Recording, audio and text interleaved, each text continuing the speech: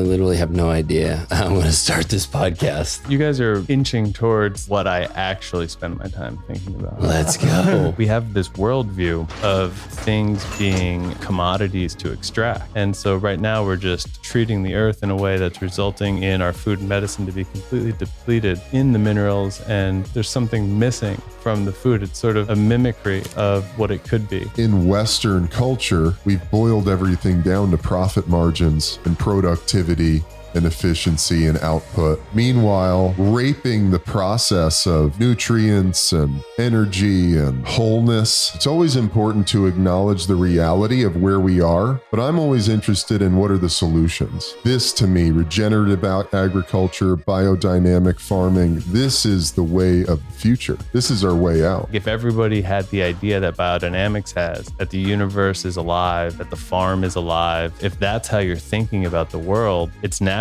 that one day you're going to wake up and like all of your clothes are going to be made out of natural materials. All of the products in your house are going to be made out of natural materials. There's 1% of US farmland is certified organic, and that includes all industrial organic farmland as well. How do we get 30% of the world's population eating biodynamic food? Or how do we get hundreds of millions of acres of farmland around the world farmed regeneratively? I think there's a huge need for people to want it. I honestly think at the individual level, that's really what needs to happen, because what is biodynamics ultimately is like a process of self-transformation of the individual practitioner. We can only care for the earth as much as we can care for ourselves. You can only love someone how you love yourself.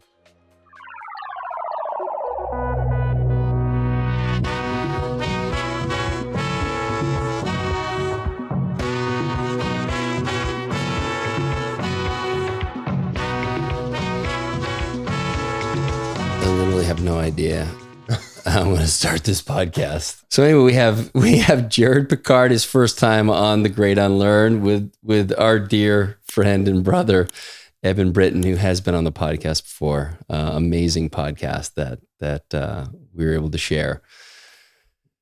So many different ways to go about this. And just for context, the original plan was Jared and I were going to start the podcast, and Eben was supposed to be flying into town today. And then he was going to drop in halfway through, and it felt like a cool kind of thing to play around with. And then Eben showed up a day earlier, and we've just been broing out. Yeah. And so it's like, why don't we just, the three of us sit on here, and Eb can be a bit guest, a bit host, and we can just play.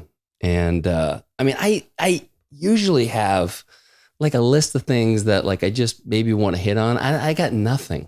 I got like... nothing. I can't tell if I should be flattered or not. I think it's a good thing. Because it lets it be more organic. Yeah. Yeah. I mean, this time that you and I have spent together, I feel like it's been like the last month, right? Yeah. It was hot and fast though. Hot and fast. That's how it is with Jared. I feel hot that. And fast. and it's like whatever we talk about to me is super interesting. You know, so I'm excited to just play in that space. And generally, I mean, it's ultimately where I try to let the podcast go anyway. But zero prep. We're okay. I think it would be great for your listeners to hear about Jared's work with his farm, Be Here Farm, and this philosophy of biodynamic agriculture and biogeometry that Jared has really mastered at his place. Because it feels like we're in this time where there's a lot of fear around food. I don't know about you guys, but every time I turn on social media, 2 out of 5 posts are about food shortages and the MIT study that said we have 40 harvests left and all of this really scary stuff around agriculture and food production. And to me, I think it's important to acknowledge, it's always important to acknowledge the reality of where we are and what is true about the time we find ourselves in. But I'm always interested in what are the solutions. And from what I can tell, and this, Jared was on my podcast, The Ebb and Flow, a while back, and we jammed out on this. But this, to me, regenerative agriculture, biodynamic farming, this is the way of the future. This is our way out. And so that's why I love to talk to Jared about this stuff, because I feel like that's the solution. Yeah. And you know, to be fair, I want to say it's the first time it's been a conversation on the podcast. I think it's something Jared and I talked about. I'd love to look at that lens through a product that I use daily now, the Summer Solstice Serum. And it's a product that y'all put out that It's amazing. I don't even know, like I'm classic for not, like you saw that little thing I have, the little biocharger thing that I have near the water. You're like, do you use this? I'm like, yeah, I don't really, I just trust that some cool shit's happening. Yeah. But I don't get into the science. It's just not I don't want to get in the weeds with it. Yeah. It's been explained to me maybe 5 or 6 different times. And I really can't tell you anything but what I told you yesterday. Like, yeah, you know, it clears the energy and, you know. Aligns the molecules. Yeah. Yeah. So with that in mind, like with the serum, I just love it. And I love the way it smells, the way it goes on, the way it feels. Oh yeah. It's amazing stuff. It's the only skincare thing I use. Well, now me too, because I wasn't using anything. Yeah, so. I never used anything. And I even told Jared, I was like, dude, anytime I put anything on my skin, I break out because I have super oily skin to begin with. Yep. And he's like, oh, it won't happen when you take my stuff. And sure enough, now that I'm doing my clean shaven mode, I know that's new. I use it as the aftershave. And it's just, it's heavenly. Oh, wow. It's heavenly. Are you shaving every day? Because I was going to say, you look pretty clean today. I noticed you were clean yesterday. I shaved yesterday morning.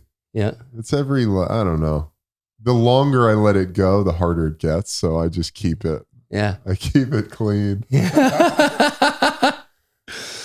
So Jared, welcome to the podcast. There you are. Thank you, gentlemen. Hey, buddy. No, he's honestly, I met this guy in October at the Runga event, which is what I'm in town for this time. And we're just soul brothers, man. Hot and fast. Hot and fast. That's how Jared rolls, you know?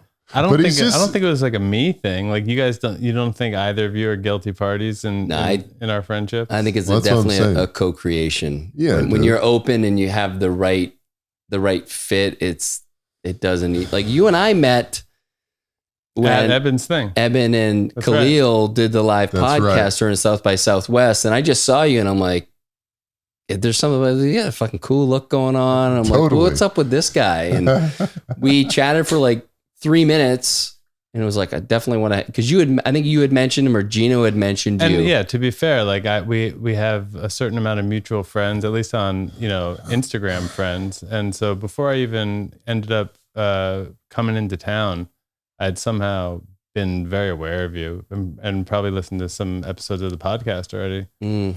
So yeah, I just introduced myself as soon as I saw you.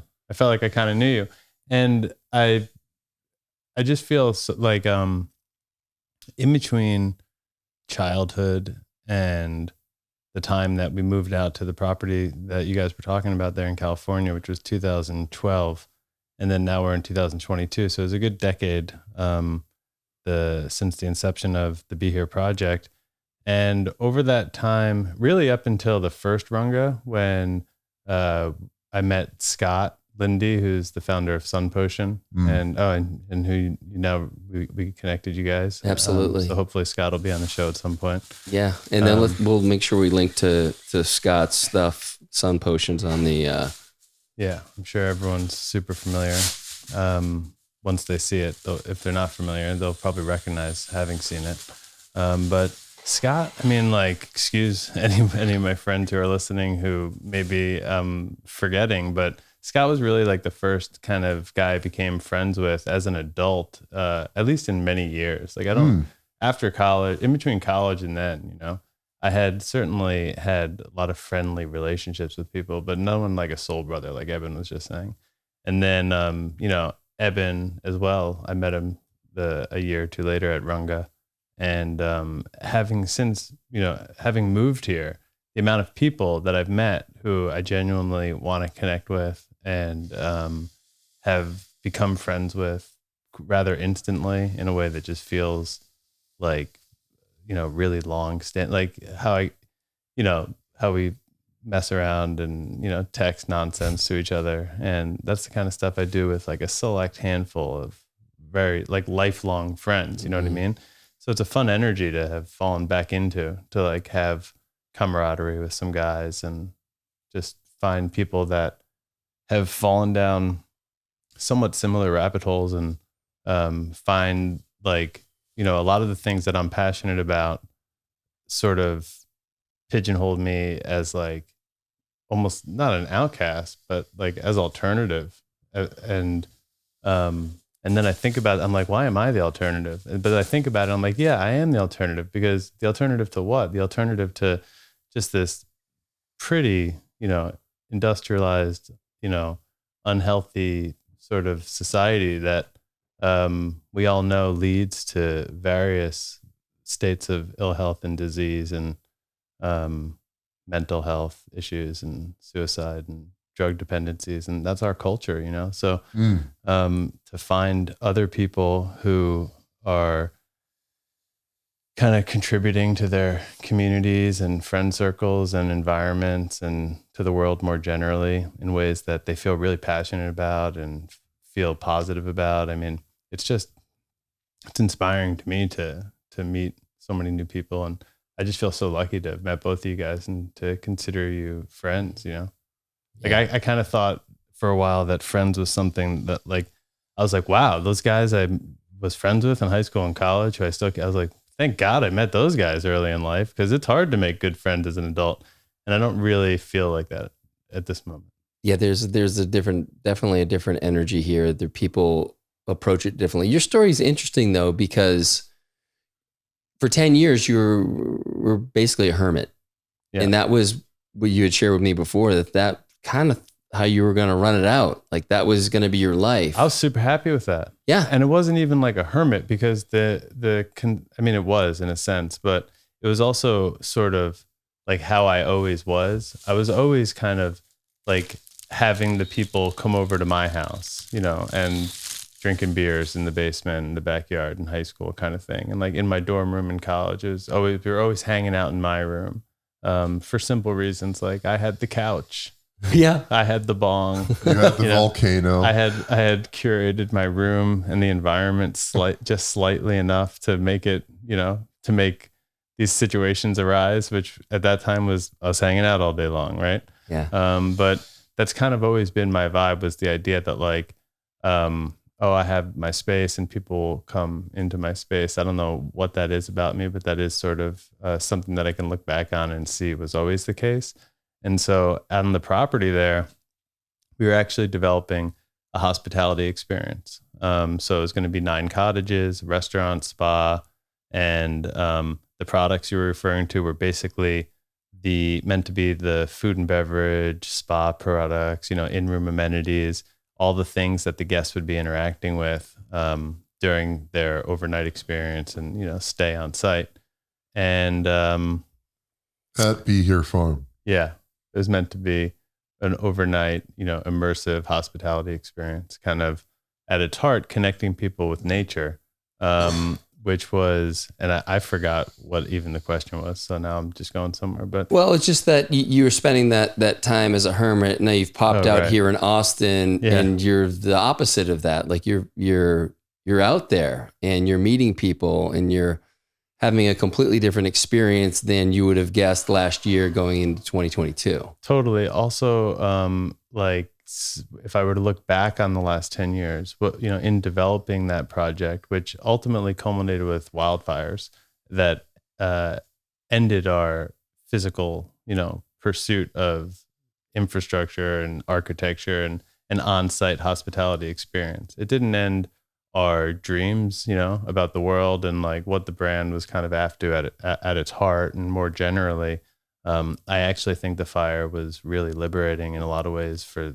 the dream itself. But on site, we were imagining that we were going to live there for the next 70 years.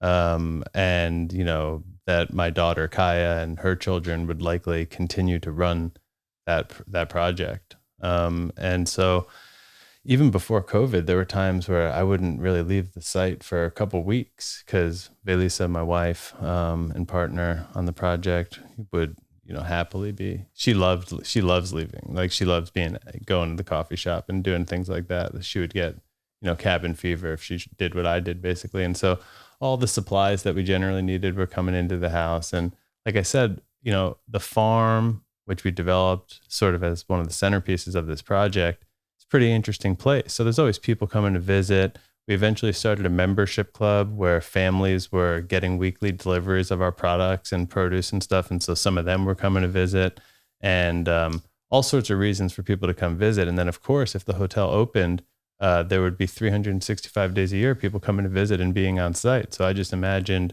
that having created that experience, there would just be, a flow of interesting people coming through my life. And, optimistic outlook, pessimistic outlook, probably realized that they're super high expectation guests who a lot of them probably would have given me a really big headache over the years. And the thing that was, transformative for me as it relates to, like for 10 years, we were working single-mindedly on a very specific goal to develop one of the most unique and, higher end hotels in the country. And that really went away in a matter of minutes when the fire hit our mountain. Like as I was driving off the mountain, I thought this, it really could burn. This really looks like it could all burn down, which would just be crazy.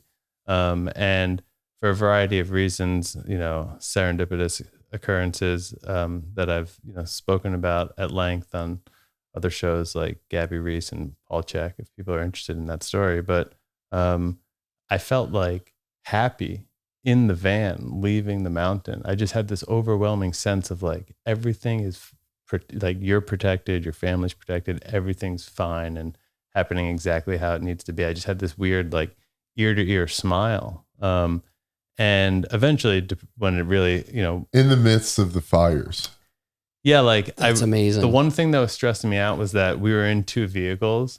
And so I kind of felt like, and I was right, that my wife and daughter in the front vehicle were probably really scared. And so I was wishing that I was in the vehicle with them, because in my vehicle, I had like, I was in an RV and I had our two dogs right next to me, and then like 1,000 or 2,000 pounds of solar and lunar infused cold pressed botanical oils in glass jars and wooden crates clunk, clunk, clunk, clunk, clunk, clunk, clunk, behind me that Jesus. We had loaded up.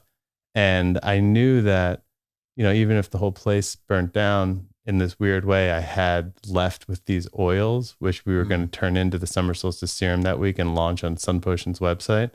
And so I just knew like, I'm now telling the story that I was skipping, but I had loaded those oils up. Powerful, dude. I had loaded those oils up 5 hours before the fire came.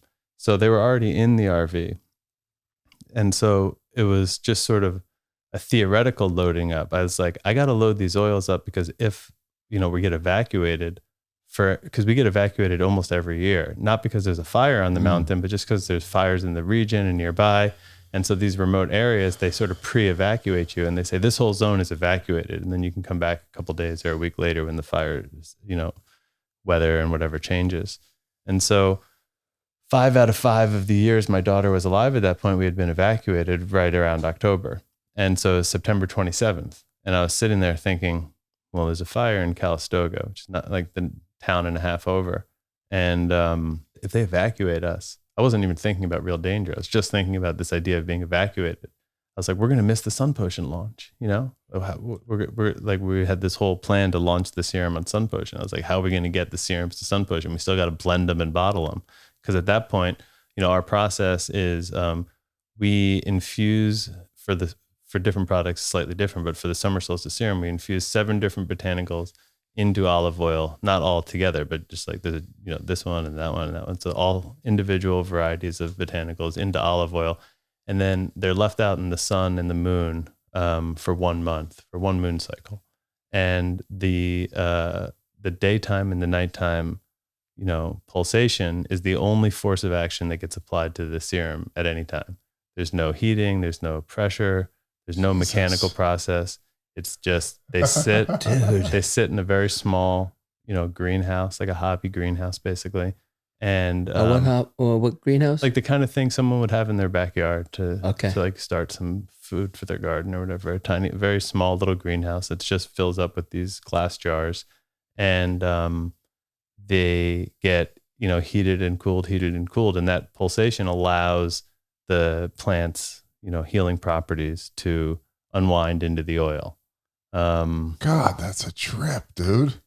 Yeah, it's kind of like they sit alchemy. They sit there and do essentially nothing, and the whole universe is sort of just Working its magic. working around it. Yeah. I picture it as a fixed point almost, and like everything's working around it.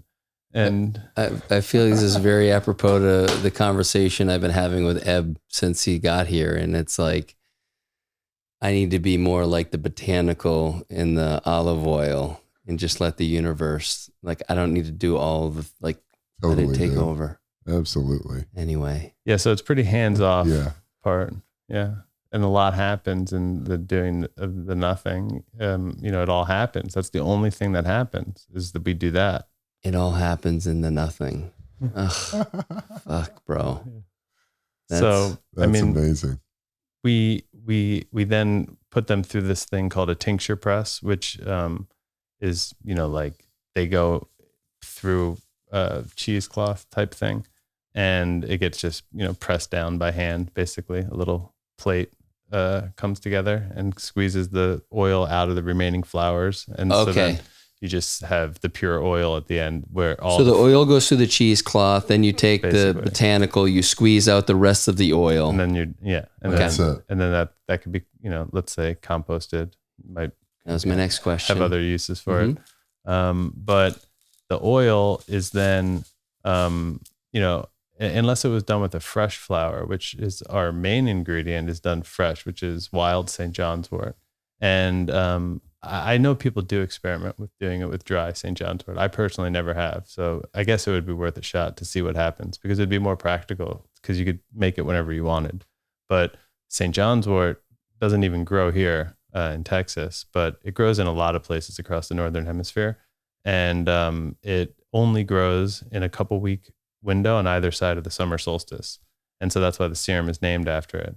And so we have to go forage for it in the wild around the solstice. This year, our team member Raphael, who's on site still in California, will be taking the brunt of the foraging.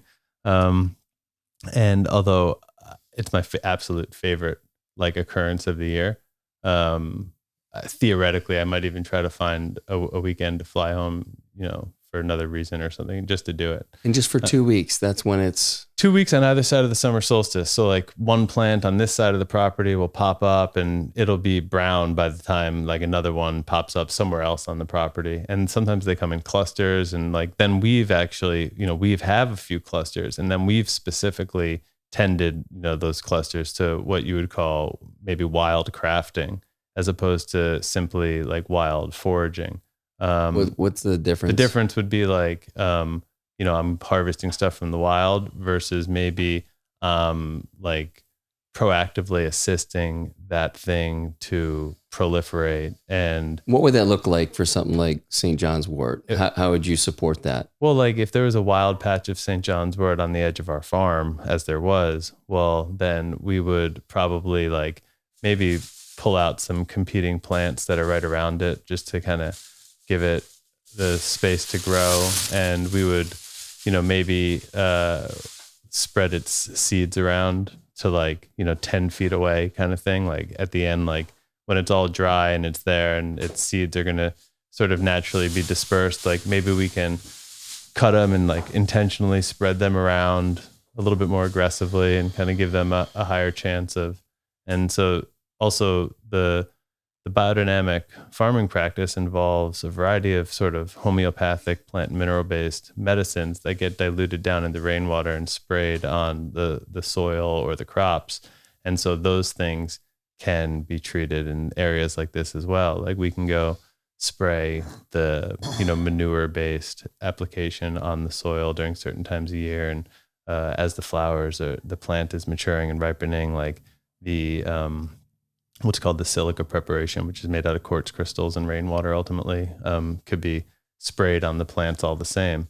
And can you tell about what that does? Because you gave me a little breakdown of what the crushed quartz crystal in the water does for the plants. I mean, there's all sorts of levels to answer the question as to like what any of the things going on in biodynamic does, because they're being sort of the recommendations are coming from like a completely sort of holistic place. And so there will be reasons at like the physical, spiritual, like non-physical, emotional, like at various levels. But tell me this. I'll tell you what resonates with me about it. Yeah. Like what resonates with me about it is two aspects of it. One is I'm just looking around the room for a quartz crystal. It feels like the kind of room where there would be one in it. But I don't know that I have. Yeah, quartz. look at it coming off the top of the skull. There we go. So like the quartz is like that's how quartz grows. It grows up. Yeah, it grows in that specific pattern. And so the thing that is growing vertically and reaching towards the sun like that is silica. That's in silica. Silica's in, the main thing in that, and it's in our bodies, and it's in like computer screens, and it's just in, I don't know, if you Googled it, it'll probably tell us it's in like a major percentage of most things, And so it's a very, very, pure, especially a super high clarity, and high quality, well-formed quartz crystal. It's sort of like showing the silica within the plant, like how to act, It's like, look, you could be like me. You could grow strong and proud and tall and radiant and open. And so that's not really what's happening, but it's sort of an well, in a way. No, I'm saying it's like an imagination of what's happening. But that is what's happening. That's just, that's our words for what the cells, what the molecules are discussing. Exactly. Yeah. Would you like this? Yeah, we can share. Thank you. Okay. And so that's one thing. And that concept is like pervasive across biodynamics, sort of about the formative process that is behind something. That's sort of what the thing is. Like the formation process is a particular energy. Don't fuck with me, man. And that's what that thing's bringing to the world. What do you mean? What do you got? That's not really what's going on. Well, I love where you're going with that. The thing that really blew my mind, what you told me about. Probably the second thing I was going to say. Okay, tell me. like the quality of light, more or less. Yes, it refracts the light, so it expands the amount of light that the plant gets. Oh, kind of like Lindsay and I were talking about this the other day. Magda with the sun aluminum thing. Magda from. Exactly like Magda. Right. So what a little more organic. That's kind of like a very physical thing that's happening. If you look at a crystal in the sunlight, you can see what Eb's talking about, like a little rainbow, a very beautiful sort of spectrum of light. It can shine out onto your windowsill or table or something like that. And so the quartz crystal in the biodynamic preparation gets broken up and then ultimately powderized. And there's probably some old pics on Instagram of us doing that if people want to check it out at Be Here Farm. And basically, once it's powderized, it's gone from, that thing is so dense. It's one of the densest things. And it's so solid in terms of things being solid in this world. It's about as solid as it gets. It doesn't even experience entropy of any kind. Like that crystal is not decaying. It's so locked in as its structure, that it's not decaying. It's just that's my understanding anyways. It's just gonna be there. And so it passes that along to the plant as well, this kind of resiliency I think that's just like, a little tangent off of what I was speaking about with Eb, but it's sort of like back to the first one. It's sort of just it's almost like an archetypally perfect version of itself. You know what I mean? It's like, it's the about highest form. Yeah. It's about the only highest form would be like a spiritual concept of it, Right. And so that's what was pre-existing. The physical concept of it was before it existed was the potential for it to exist. That was, it as a spiritual concept. And that's why, the minerals and the crystals and whatnot are the oldest, kind of consciousness around. And so it's like, well, that's a kingdom of life. The mineral kingdom, the animal kingdom. Yeah. We look at it like it's just a pile of rocks. Right. Dumb as a pile of rocks is an expression for a reason, because we've completely have the belief system that it's just dumb. But it's interestingly sort of like our oldest ancestor, prior to just, Om. Right. Sound. So the light, the plant is, photosynthesizing the information that's coming, down from outer space. And it's sunlight is sort of the common way of referring to that. But there's all sorts of light that's bouncing and beaming around up there. And, any of the stars and planets and things that we see as light, like that light is reaching us. And there's non-visible forms of radiation and warmth and energy that are, that we're just bathing in. And so, as opposed to like the light bulb that turns on, and it just sort of is what it is. This quality of light and information and really consciousness, all this source energy is like ever changing from sunrise to sunset and from moonrise to moonset. Like there's always every moment of every day, it's completely different. Like if that was sound, it would sound different at every second of the day, be a slightly different pitch. And it's not just like one note, it's like a symphony of these different things that are all coming down. And so when we take powderized quartz crystal and,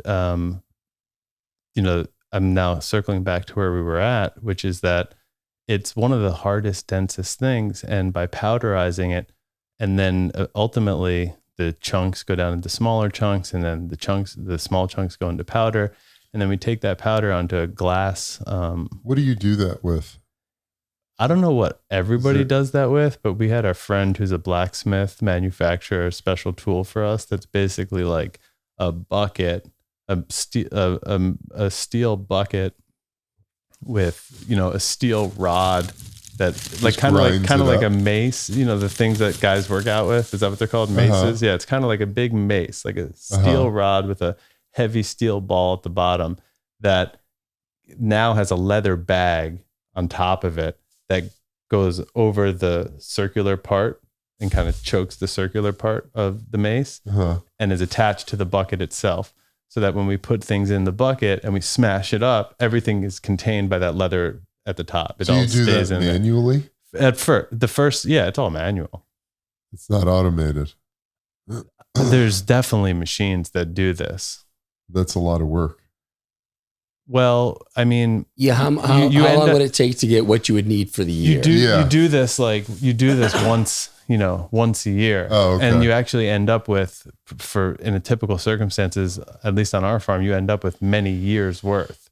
But the reason to do it every year, I mean, there is manyfold. Like even in our case, we lost all of ours burned down.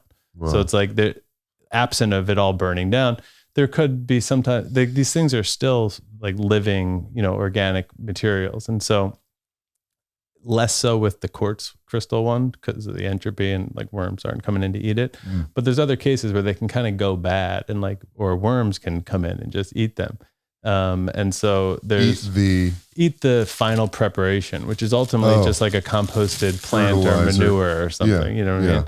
So they could, get little infestations or something like that. And then also we make them every year because, like at the end of the year, you then can kind of inoculate, the mother batch with like last year's and like keep working it with like this year's. And so ultimately each of these medicines, in our case, up until the point of a fire, each of these medicines became almost like a library of medicines within themselves. Like each year, it's like each vintage is within itself, This is what I love about this science, this philosophy of cultivating food, because it's so holistically minded and it takes into account the physical level, the energetic level, the spiritual level of the cultivation and the food.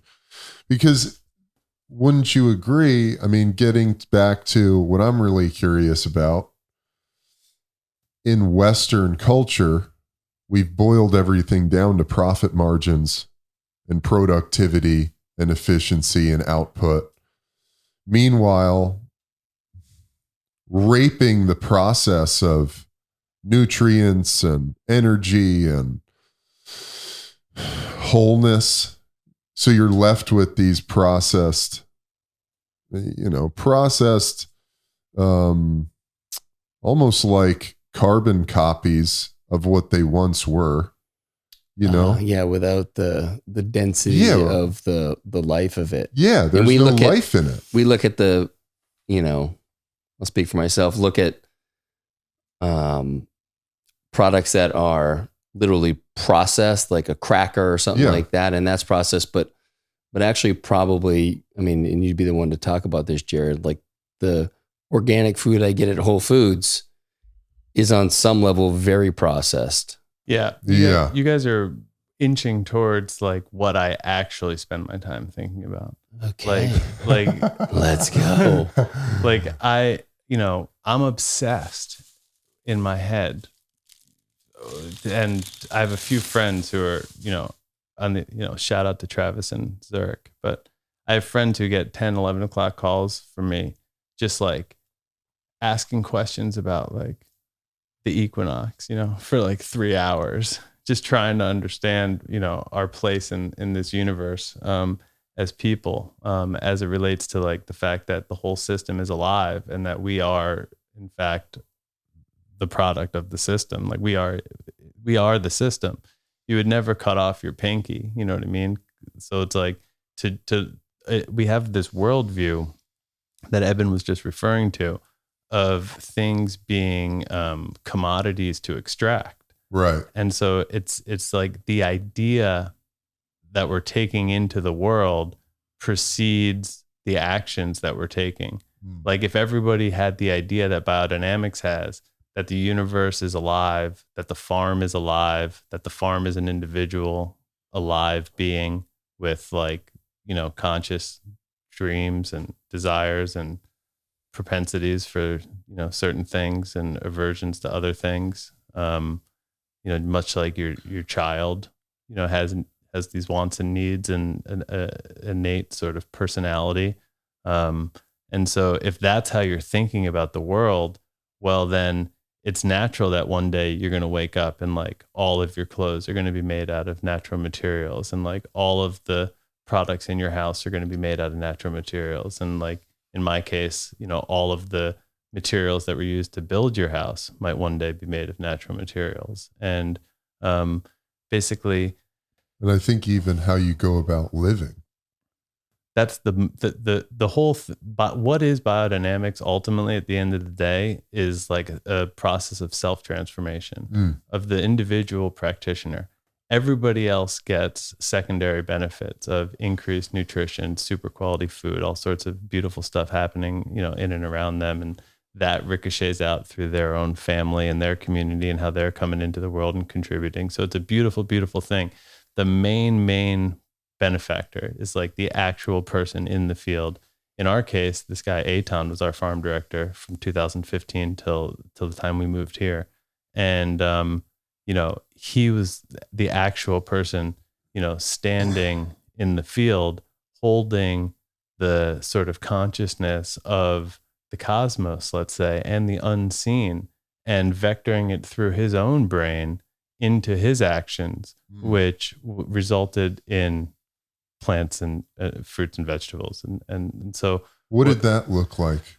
Well, it looks like a little bit something different for everyone. For us, it involved like having to learn more about that stuff. So we were deeply. Well, I mean, for Eitan, yeah. Eitan, amazing.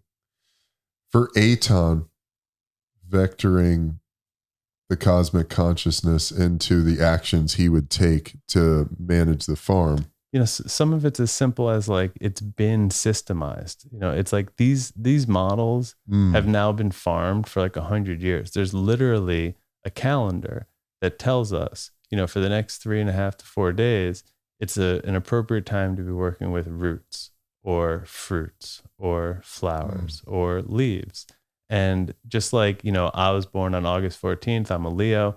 There's certain qualities, certain arrangement of the stars that like, brings like my personality into being. Mm-hmm. So there's different qualities on these days that are just more suited to the growth, or, harvest or storage of these individuals.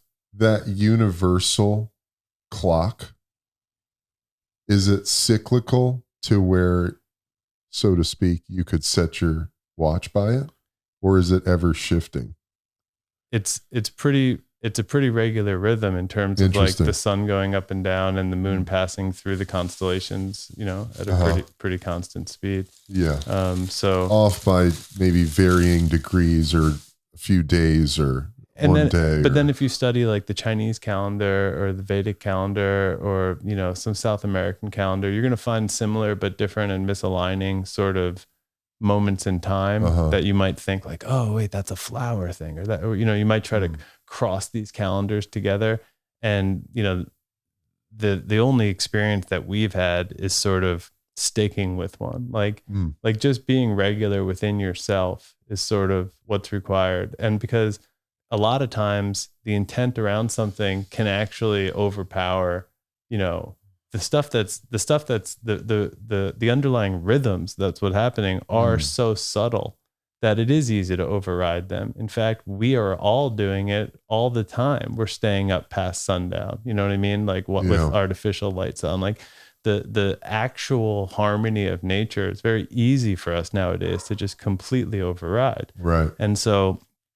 if on the other hand, you just become mindful of them and act in accordance with them, then it starts getting into what Steiner would, describe as replacing rhythm with power. I mean, replacing power with rhythm, because certain things like working the soil on a day that is conducive to roots in a plot where I'm about to plant potatoes sort of like pings all the water molecules in that zone with it imprints it with the energetic quality of that day.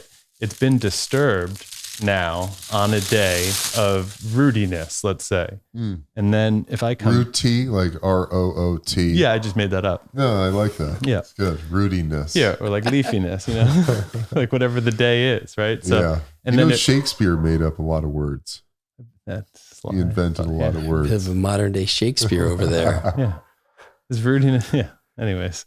It is a word. Yeah, it must. I just think not in this grammatically, order. Yeah. But so it's like Kaseki. That was a deep cut inside joke there. Yeah, very deep for the ebb and flow. Yeah, that was a Can I ask unreleased ebb and flow joke. One tangible, one tangible example of choosing power over rhythm could be that you guys could very easily take your summer solstice concoction and rather than allowing it to bathe in the sun and the moonlight for over a month, you could very easily just throw it together, put it in a blender, mix it up, squeeze it out, and bottle it up. Yeah, you could just take it and put it on the stove. And that's what we're talking. That's that choosing to go with the rhythm of nature over the willpower, artificial force of the stove. Yeah, it's the patience, and right? It's like that's where the alchemy comes in. I feel like you get out of the way. Yeah, you just set the container for it to happen. Yeah, on the stove. I mean, you're probably getting a lot of the similar sort of constituent parts out of the plant, but there's probably parts on like the high and the low end of that don't really appreciate the heat or intensity of that extraction, or maybe they're just not given enough time to extract in that way. And it's like, I haven't done a study on like what comes through our process versus someone else's. I mean, we're only dealing with direct experience here, but people, open up the product and they smell it or put it on and their eyes roll back in their head because their products don't normally have this like, intangible sense of vitality. Right. And so due to the manner in which these things were grown, it's quite possible that the product is hundreds or thousands of times more potent than any time you've seen that word in your life. Because the words are common, calendula, chamomile, our ingredients are common and they could be in your tea or your lunch, but they're grown on, even in organic, you're saying like my organic food at the grocery store, they're grown in large scale industrial monocultures. So at the end of the day, it's going to start becoming like, not even is it organic or biodynamic or chemically grown or what other options may arise. But it's like, what scale is it grown at? And is it a polyculture or a monoculture? Because it's really impossible to have a healthy monoculture. It's just the more you go away from that natural rhythm. I mean, just walk through the woods. You know what I mean? Like the more you go away from the natural course of things, the more you have to artificially sort of compensate for the fact that you did that. And that's, there's probably 5 other euphemisms that I could lay on right now that all just make the same sense to me on this topic. Like you are what you eat, as above, so below. Like there's just so many universal truths that, lead me to believe that interacting with the food and medicine that we consume in this way is an incredible positive feedback loop. And it starts like, you're not going to do any of the things that I'm interested in if you don't have that idea. And so like our idea that we've taken into food has shifted so tremendously. And you say it's the future, and like a lot of things that will probably be solutions for the future, paradoxically, it's been around forever. And, there's traditional and indigenous cultures around the world who have interacted with the land and their food and their medicine in this way. Like, my wife's ancestry is very diverse, but one of her backgrounds is the Taino Native Americans, who are the people that Christopher Columbus discovered when he came to Puerto Rico. And amongst a lot of other things about them being peaceful and artistic and just incredibly intelligent people, who, for example, like trained mute hunting dogs that they would go hunting with in the wild that were silent so they could sneak up on things. And they, that's fucking cool. Yeah. Mute hunting dogs. Wow.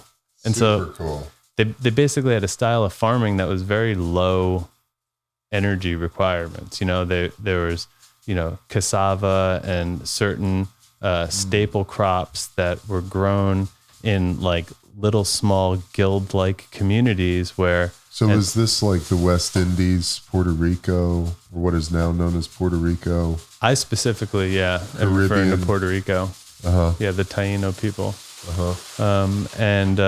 So like they were just so in nature still that they were able to develop an entire culture and farming system that relied on these rhythms more than anything. And, there's no power, there's no tractor, there's no this. And it's not like they were in the field, hoeing all day long either. They had like, the banana leaves drape over mounds of soil, and like they'd have to come back and check it like, a couple times a week or a couple times throughout the season kind of thing. And then there's a big, crop of yucca at the end of the year. And so the idea of like colonizing Europeans coming in and encountering them is a just completely different idea about everything, just totally different worldview. They're already coming in with the extraction mindset of, look at all these commodities that we can extract. And they're like, what do you mean? This is us. Like we live in, we are this environment. And so like the extractor mindset, as I'm just nicknaming it right now, would that be the power over rhythm mindset too? Totally. And it births new ideas, which become sort of cultural memes of ours and like cultural just norms of ours. Like the idea that inorganic and organic nutrients are the same is something that goes back to this guy Justin von Liebig or something very close to that in like 1813. He probably won the Nobel Prize for this. But from that point on, the idea that we can create like synthetic chemicals to grow our food was the holy grail of agrochemistry. What's his name? Justus von Liebig, if I'm remembering it right. What years was he around? This discovery was definitely 1813. So something that occurs to me that's really interesting here, because I'm super interested in how did we get here? That's what I was talking about. I know. I'm getting to it. I know. I'm just saying, I have know. more questions than answers too. No, this is so good, man. Because I'm so interested in how did we get here? What was the impetus for getting to this place? There's a great book. I always talk about it, The Secret History of the World. I bought it. I've been reading a little bit of it, but I've been distracted with a few other things. But One of my favorite books, in that he articulates how modern day consciousness came to be, how we came to this place of materialism and the solid structures and the physical world that we find ourselves in, how we came to put that above everything else, the unseen energies of the world, etc. And so when we're talking about food and listening to you describe this, European colonizers coming to a more natural place, finding themselves with indigenous people who have been doing things a much different way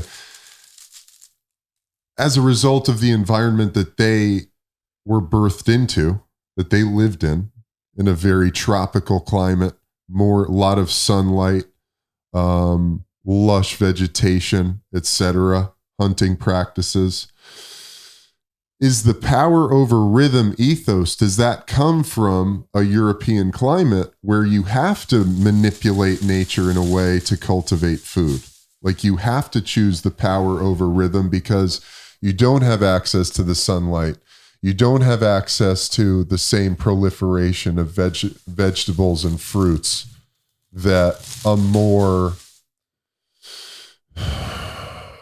more suitable environment provides, that would lead a group of people who came up in that world to utilize nature. Yeah. Well, does that make sense? It makes a lot of sense, but it's also just so hard to really look back on history and kind of pinpoint, because the obvious answer is that these things happened in like bizarre compounding ways that we can't really pinpoint. But what comes to me is that there's prior ideas that we had about the world that allowed for even that, encounter to occur. So like there was a time, and the Taino people were probably more in line with this original rhythm, but there was a time, before Europeans settled into cities and had governments and started colonizing.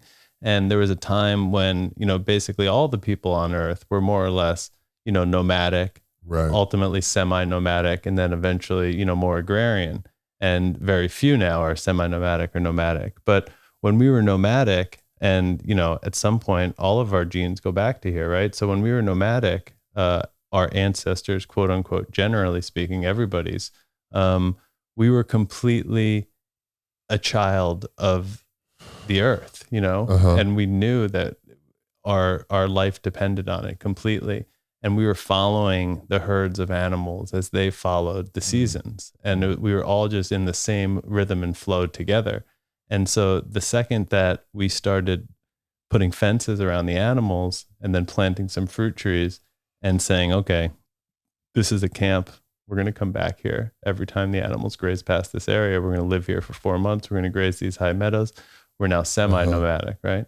And then eventually it's like, if we just till up the soil and intentionally plant these seeds that we have, we can grow a lot more of, this grain or that grain. And so the early grain farming, like that's kind of the beginning of agriculture. Interesting. And then now we have like, well, fuck, man, this is my field, not your field. And Right. like I could pay people to come work it for me for some money, but not for my wheat. This is my wheat. And then it used to just be like, you know, our community, harvests a deer and like we all eat the deer. Right. There's not even a thought of like, Yeah. it's that one guy's deer. Right. So the idea of agriculture in general is a pretty big mind shift. Well, that Mindset shift. he talks about that a lot in Sapiens. Right. Have you read that? Yeah. And the agricultural revolution, Right. how that totally changed By the way, that humanity. fella, have you been watching him lately? He's big in the World Economic Forum. Some of the stuff that he's putting That doesn't out surprise me at all. is That doesn't on some level surprise me. terrifying. Yeah, it doesn't surprise me. I don't love his look at the world, but Yeah. I there's a few things from a long, many, maybe even not quite an hour ago, but there's a few things I wanted to ask about. Four in particular. One, I think it's fascinating that the only reason you had the oils packed up was because you're going to launch. So if you weren't going to launch, arguably you wouldn't have had those in there. They would have been on the farm. Is that right? Yeah. And everything on we had a whole collection of products that now, as of basically like this month, we're launching, and our retail partners and hotels and spas and whoever are going to start carrying it. But up until the fires till now, it's just been the summer solstice serum, because we had just evacuated with just those oils to blend just the summer solstice serum. All of the other products, biodynamic preparations, and a variety of other things intended for the hotel development, actually, like art and crystals and whatnot, all burned down. Got it. Okay. So thank you.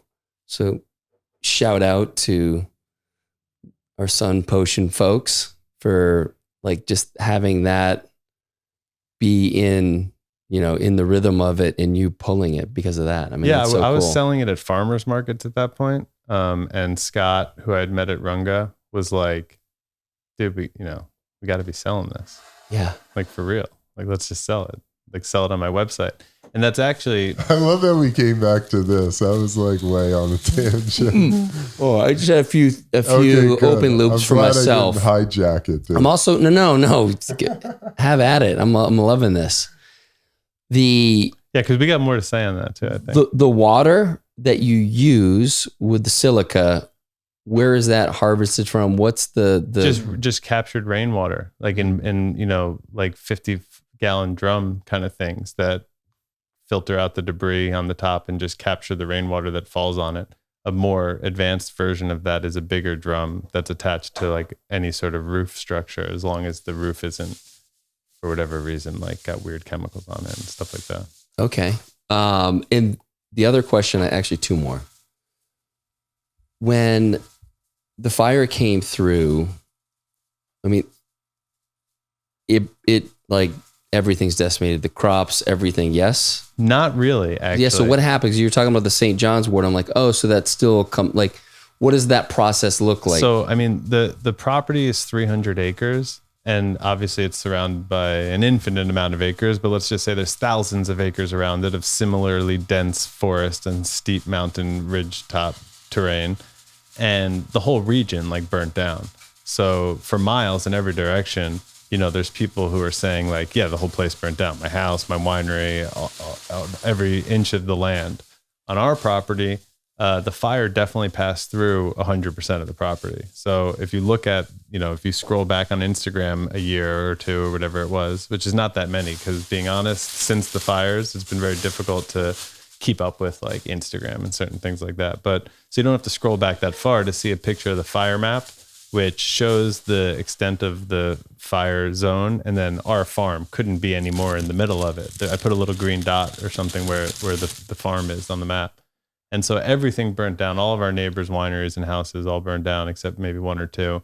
And everything on our property burnt down. Our power line, our wells, all of our farming structures and, outbuildings and machinery, construction equipment, giant crystals that were intended for the hotel and stuff like that.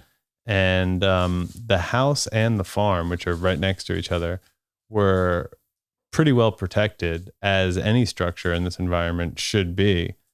all the things that burnt down weren't really ready for habitation. They were in process. In fact, we had like tens of thousands of feet of milled lumber that we had milled on from our forest thinning efforts, and then milled to utilize as furniture and, siding and stuff for the hotel. When you do that stuff, you got to stack it in a particular way to dry it. You need it to get as dry as possible. So this stuff had been drying for years. It was basically just like a tinder box. And so when the fire came through, I mean, we just had a huge inferno on site of all this wood and machinery and everything. Wow. And the fire put itself out more or less on like all four sides of the house, about a foot away from the house. Like there's, you could easily see it in the photos on Instagram. And it was like the mountain was closed. There's state patrol at the bottom blocking it off. And our guy, Raphael, who's just like a legendary for his loyalty and heart, was just, it's his job to be at the farm, and there's a guy, he can't get up to the farm. So he's kind of just sitting there at the bottom of the mountain. Instead of like sitting at home doing nothing, he'd drive to the bottom of the mountain and kind of just sit there and see if he could hear anything or learn anything. And one time he calls me, and he's about 75-80% of the way up the mountain towards the house, because the highway patrol guy had like gone on lunch after the fire. Yeah. During like a completely closed mountain. Is this the video you showed me, I think? Yeah. It's amazing. And if you do this, like, you're kind of behind enemy lines. Like if you're in an evacuation zone and your life is in danger, they very well might be like, we can't come get you. They obviously try, but it's like, you're not supposed to do that. Some people don't leave at all.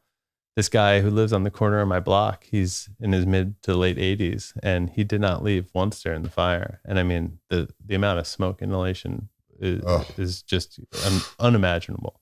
The air quality in our house was like, how when if you live in California, you live anywhere there's fires, you get used to checking the air quality on these apps. And when it's in like the 50 to 75, you're kind of thinking about it. Above 100 on the AQI, you're like, advised to kind of stay indoors. Our air quality inside our house, like before, in the weeks leading up to the fire, just from fires in the region, was in the 200s. The kind of thing you see in like, Chinese cities, like when you look at the map, like smog, ridden cities. Wow. So what do you do when you're in the house and you have that air quality? You leave. Like there were times when we had to go travel to other parts of the state or out of state just to get better air quality during that time period. We get that up when we go to Idaho in the summer. Those, it seems like the last 5 to 8 years. Fires that are in the area. Could be up in Canada, but the wind takes them down and the air quality is just gnarly. But so the farm itself, like when the fire got to the farm, it basically had the forest surrounds the farm. So you can imagine like 100-foot tall fire approaching the farm and then just going down into the ground and kind of crawling through the mulch. And, whether it was physical or sort of energetic, spiritual explanations, depending on your worldview, it's rather inexplicable as to like why the fire didn't burn down more in terms of the farm and the house. But it did certainly melt all the irrigation line, burn up all the irrigation and infrastructure of the farm. So at that moment on, the farm was non-functioning in terms of modern farms. And it was September, so we were about to enter the rainy season, and it was the end of September rather. And so eventually a couple weeks later, rains start to come. We have, the winter. And what happened is the farm actually didn't really miss a beat. Like cauliflower grew itself into huge, like 12-inch diameter heads. What is it normally?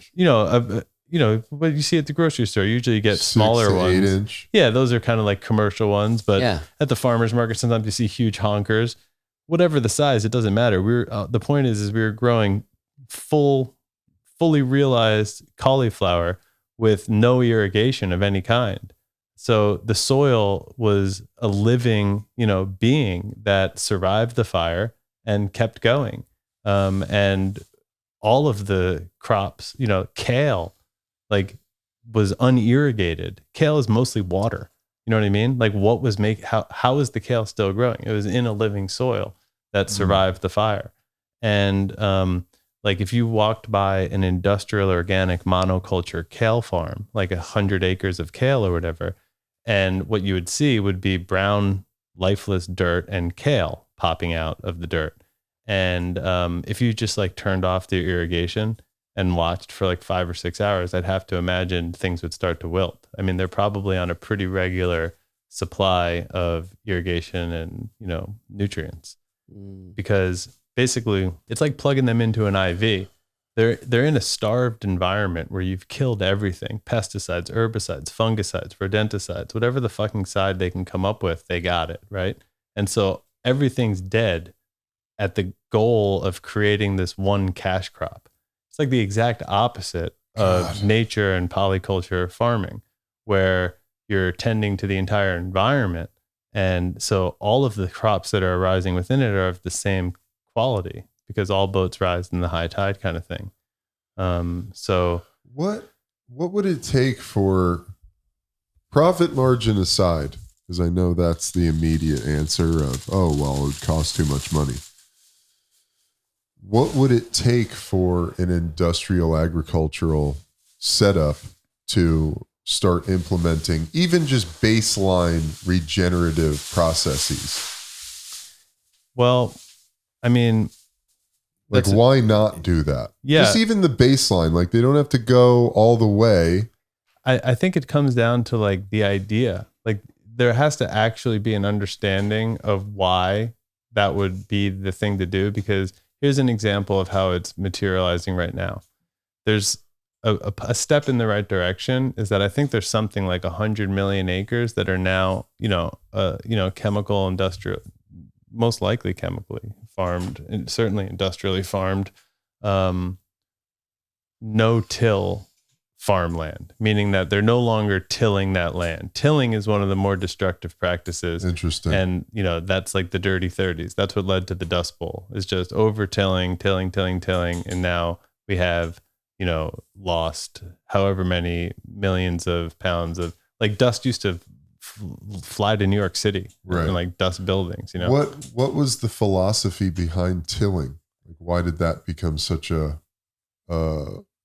prolific practice? I mean, it is certainly like a very fast way to, create a plantable space that is absent of, competition, and giving that plant like loose soil that it can grow right into. And kind of like has a combustive effect, so everything gets lit up by all the oxygen, and, so it has like a short-lived bang for your buck kind of thing. But if you were to do that repeatedly, which is obviously the practice, you're just sort of, burning out that system, and you're basically tilling it and killing anything that grows in it, and then harvesting the crop and removing it from the field without ever returning any nutrient back into that space. So you're just obviously depleting the space, which is why the plants that grow in the space need to be artificially fed nutrients. And yet when you kill this whole zone and artificially feed them nutrients, which they have to suck up and drink because they're so deprived of any other option, they're basically now living in like a small jail cell, right, of like the available nutrients that have been fed to them. And so they've become completely desensitized to their environment, locally and cosmically. They're no longer really so reliant on the natural rhythms of things, because they've been artificially, stimulated so much. It's like you could walk by, this is a Dennis Klosek thing. Dennis Klosek is a biodynamic writer and teacher. You could imagine walking by like a rather dull person and they won't even notice you. So like there's all sorts of life happening around these plants, and they're not even sensitive enough to notice and engage with and take advantage of the community of life that they're living in. Whereas one of the main points of all these biodynamic medicines is literally, it's not like because you're feeding these things, you're applying these things in homeopathic amounts. I mean, like, I truly mean that. There's literally basically nothing that you're applying. We're taking a teaspoon of this medicine and putting it into, gallons of rainwater and it's just disappearing, and then spraying that on like an acre of farmland. You know what I mean? So it's like a mist gets misted. It's very little physical substance, arguably none. And so I just lost my train of thought. No, it's interesting to me how modernization leads to, or modernization of anything, the modernization of a particular practice, in this case, agriculture, it leads to a very unconscious approach to whatever it is you're doing, like the tilling of the soil. It's functioning on a very unconscious level of, oh, let's break up the soil, with no thought about what that's causing within the ecosystem of the soil, disrupting that environment, that material, to plant a crop, to proliferate whatever crop it is for the end goal. And there's this weird thing of, oh, well, that makes it easier, more efficient, more productive. But then you lose all of the holistic mechanism of the whole process if you were to do it in the way that utilizes the rhythm of the universe and the rhythms of nature, ipso facto creating a much more nutrient dense, alive product at the end. Does that make sense? Plants and modernization animals equals unconsciousness in this weird way. I was going to say primitive, but I don't think that's right. Well, the modernization can mean a lot of things, but like certainly the idea that this is, a physical only universe with commodity parts that I can manipulate together into processed goods is, totally different than how my observation tells me things are actually working. My observation tells me that things are so sort of mysterious and complex, it's best to not interfere with them and to support the natural process. And as like a member of that process, I actually feel deeply enriched by being tapped into that process. Simply being aware of the solstices and the equinoxes, or the cross quarters as they're called, just noting these energetic shifts in the year and how I, as a person, am in that system has all been, AKA nature connection. Like this is perhaps the at the epicenter of our entire story because, I was living in New York City. I wasn't thinking about these things. I previously was 250, 260 pounds, at extremely high body fat percentage. Were you really? Yeah. You were 250? I was, about 65 or however many pounds that is, heavier than I am now. Wow. As a varsity lacrosse athlete, no less. Wow. Monster. Yeah. So my connection to nature has transformed my entire life. And the lock and key there was recognizing myself as a part of the system, or the self with the capital S as the system itself. And, that changed my entire interaction with the world around me from that point forward. And yourself. And myself, but I consider, myself a part of that unified experience. So it's like by being separate than nature and not being a part of the unified experience is the only thing that really allows us to then look at nature as not us, and kind of say that forest is 100,000 feet of lumber as opposed to a forest, which is homes to all sorts of animals and providing, respiratory impulses for the entire earth. Like it's like we need this forest. The forests are one of the things that is breathing our planet. Yeah. And housing a lot of our biodiversity and medicine. And so to look at it as lumber is sort of like the epitome of, what we were talking about earlier, like the colonizing sort of extracting society. that led to like the steam, that led to like the steam engine, and railroads. And so now food is being grown and shipped to another part of the country. You don't even know the people who are eating the food you're growing. Right. Whereas you used to grow the food for your friends and neighbors, or your community was harvesting the food together. It's now become a commodity. We then have, the commodities exchanges where, if I'm not mistaken, Cal's background is in. And so like the commodities exchanges, it's now food is completely abstract. It's not even a thing. It's just a number. It's just a value, a form of storing wealth. And, spinach and tomatoes, these things rot in like a day. But if I could farm some cotton and then use a mill to mill it up and get it into a warehouse and store it until cotton prices are high, well, now we got a commodity on our hands. And so like that's, by the 1800s, the expression cotton was king is basically what was going on in farming. We're now farming things that are good for industries that can be shipped and stored long distances. And we no longer consider it having anything to do with medicine or spirituality. The first scientists were trying to understand God, right? Like scientists were like looking up in the skies and they were trying to understand like how God put it all together. But now what's that? Do you know how it all got put together? Yeah.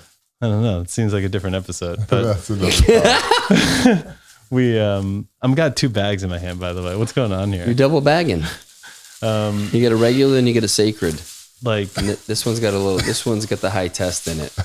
So not here. The high test.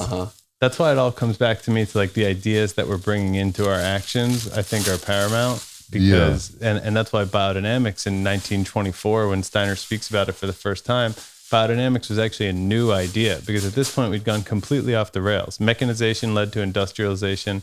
Industrialization leads to the green revolution, which means we're basically now hybridizing seeds to handle chemical treatment. And we're basically industrializing agriculture around the world. And that's in the 60s and 70s. So it all really, kind of poured gasoline on the situation, and they went all in on chemical agriculture at that time. And that's being tripled and quadrupled down on as we speak.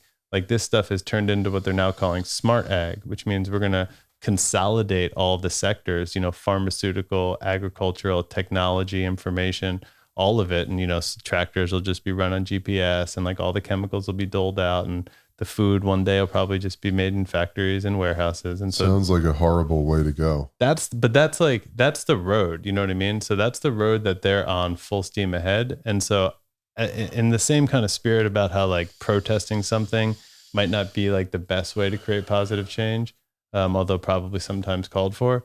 I don't really I don't have anything to say about that. Like the government and the industries at large seem like it's not even like they're doing it. They've done it. It's not, there's 1% of US farmland is certified organic, and that includes all industrial organic farmland as well. It's not like that 1% is the best of the best. That's the entire industrial monoculture organic farmland, plus all the highly regenerative farms, biodynamic farms, all that stuff. That's all within approximately 1% of US farmland.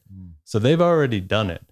So to answer your question, like, how do we get 30% of the world's population eating biodynamic food? Or how do we get hundreds of millions of acres of farmland around the world farmed regeneratively? It's, at this point, it's probably a whole nother podcast, but I think there's a huge need for people to want it. And, COVID could potentially, there's a lot more people interested in, some version of a victory garden kind of thing after COVID, especially with people talking about food shortages and whatnot. There's a lot of people that you see growing gardens and all that stuff. And I honestly think at the individual level, that's really what needs to happen, because, we can only care for the earth as much as we can care for ourselves. And, you can only, love someone how you love yourself, and all those sort of expressions I think are at the core here, because that's why we always talk about, like, people try to, I try to correct people and they'd be like, Jared Pickard, he's a farmer. It's like, no, I'm not really at all. But I am super interested in the intersection of, earth care and self-care. and how they interact and how they feed each other and create a positive feedback loop that is so needed for like, you know, the earth and for us. And they're the same thing. Like it's just needed for the system. And so right now we're just treating the earth in a way that's resulting in our food and medicine to be completely depleted in the minerals and, you know, the essence of things that are required to drive, you know, IQ or spirituality. Like there's something missing from the food. It's sort of a mimicry of what it could be, due to the fact that we've intelligently come up with ways to grow crops, that sort of beat the system a little bit. What effect does an eclipse have on the whole farming? That's a good question. Because I believe Lindsay shared that we're like in the midst of one, or we're approaching one. I can't speak to that too much other than to know that on the biodynamic calendars, which are, you know, basically advising planting recommendations sync to, you know, some planetary relationships and alignments, but mostly the moon's relationship to us and whatever constellation it's perceived to be in front of as it relates to our viewpoint. And so on the calendars, these eclipse times are usually one of a handful of times that are just sort of blacked out, as like a, you know, rest time, a do nothing time, like don't plant time. So I'd have to look into that more. How are the insurance claims going on the fire stuff? Yeah. Oh, it's terrible. Thanks for asking. Thanks for bringing up that.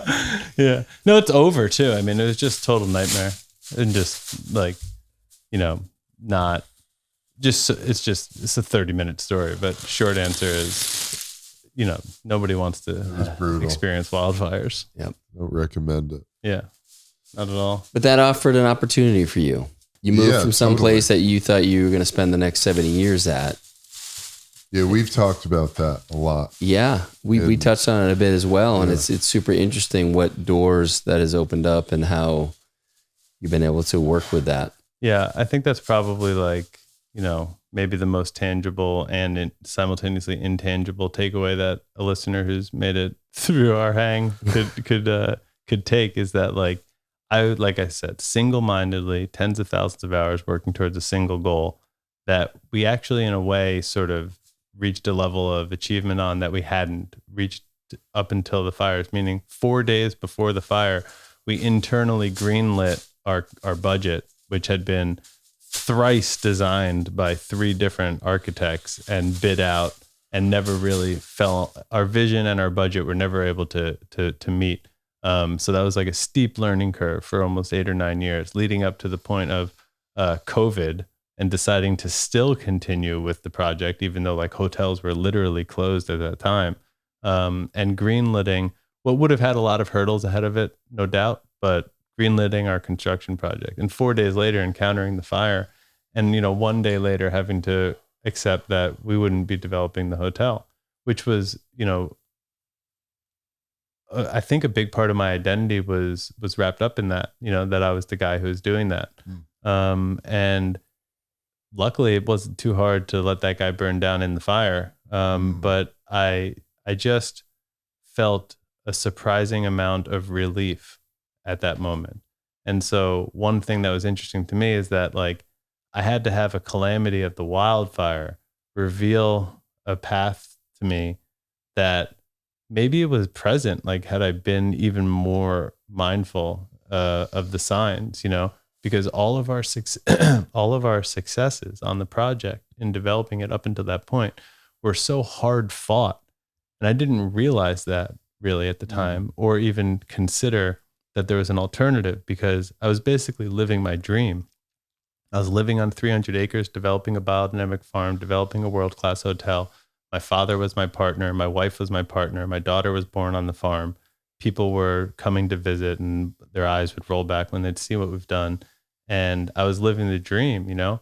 But I assumed, therefore, that it only made sense that things would be very difficult. You know, why should everything come easy, you know? And so I just assumed that everything was fine and I was doing the right thing, because I have all these other blessings in my life. So at least I deserve to work hard and have difficulties in this aspect. And then after the fire, when there was no more hotel project and I was literally just focusing on our products, because, we weren't doing the hotel and everything else burned down. So it was literally just the summer solstice serum. And it was kind of the flag that, carried us through that period. If it wasn't for the summer solstice serum, I probably would have just entered into severe depression because I would have just lost everything. But instead I was like, all right, this serum was with us for a reason, And so the energy of then trying to introduce the serum to people, which I had been introducing and working on the hotel for 10 years at that point, the energy was like laughably easy. The doors were not only open, but people were sitting there being like, I've been waiting here for 3 months for you. Where have you been? Like just so easy and interested in the products and in the company and in the offering and what we've done and wanting to integrate it in some way. And so I've now been trying to just look for that energy in things because it's so much easier than having to struggle for all your victories. And so basically I did find some severe depression eventually after getting here. I finally, like, the letdown of recognizing that my family just went through something really traumatic and separating us from the idea that we would only live in that place for the next 75 years. I mean, especially my daughter, who was only 5 or 6 at the time and was of the place. She was born there. The trees she names the trees it was just totally her. She was totally a part of it. So all of that was so traumatic, and then letting go of it, I think I had that sort of when Evan probably is familiar with, I would have to imagine that a lot of NFL players get sick like the week after the season kind of thing, when you finally have this letdown. Yeah. And Always. So I went into this month when we first came here in January where I was just so cloudy headed. I was waking up tired every day, which is not typical for me at all. And I just had no drive or motivation to follow any of my passions. And so I just kind of went back to my self-care routine. It was don't give yourself a hard time. That was kind of a lot. Let's just focus in here. And that vacuum of not, so meaning I wasn't proactively trying to do anything. Our brand has a lot of things that are out and happening, and I was maintaining our relationships and whatever it is, but I wasn't actively trying to make things happen for the brand. We have this event that you're coming to on Sunday. By the time this airs, it'll have been a massive success. But I wouldn't have thought to do that in January. I wasn't trying to do anything. You know what I mean? And that created a vacuum where I had been doing stuff so hard. So if there's a circle around me of all the available things that I can do or am doing, I was filling that circle up aggressively with my stuff for the last 10 years. And then I just stopped. And I feel like the space was still there and it now was empty. And now things are entering into the space, bloop, it just pops in. And one by one, I'm just trying to be discerning about whether or not it feels like the easy thing or the hard thing, regardless of how much it makes sense on paper. I'm just trying to feel into things a little bit more. And so that's been the real blessing for me, is that I thought I was living my dream and being super successful, and then a fire burnt everything down. And now my dream feels optimized. So, I mean, that was just a trip for me to have a calamity optimize my situation, in a way where it's calamities maybe sometimes are required, or B, maybe I could have optimized my situation before the calamity and avoided. I don't know, but it's something that I'm thinking about for sure. It definitely feels like this is very much what we've been talking about the last day is, I want to start to tune in and be more discerning about those easy things, because there's been a lot of things that have been hard, I think unnecessarily. Yeah. And it's just getting out of that flow and the doors opening up and really just pressing, striving, doing. And it's been I want to shift that before necessarily the calamity. And, to my brother's credit, he actually walked me through that I kind of just called him and said what I said to you guys. I'm like, so cloudy headed. I'm so unmotivated. I have so many things I should be doing. And his advice was to just lean into the cloudy headedness. Like, if that's what we're naming it, like, okay, like, what's the cloudy headedness have to offer? Like, maybe it's really good, lead into your cloudy headedness. And there's a variety of ways where you might be able to engage in that topic. But for me, it was more or less like going for a slow walk, taking a bath, reading a book, hopping in the sauna, just taking care of myself.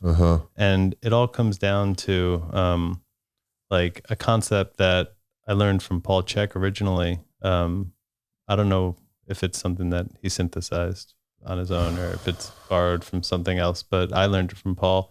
It was what he calls I, we, all. And right there. I wrote that. Oh, you wrote that? Yeah. You I snuck it on Cal's board. I like it. I was going to let it just appear to him one day, but there it is. Basically, I mean, that's the process I sort of rely on, which is that, like, there's the I level of relationship, which is my relationship with myself. And there's the we level, which is like me and my wife, me and my daughter, anyone super intimate, one-on-one like that.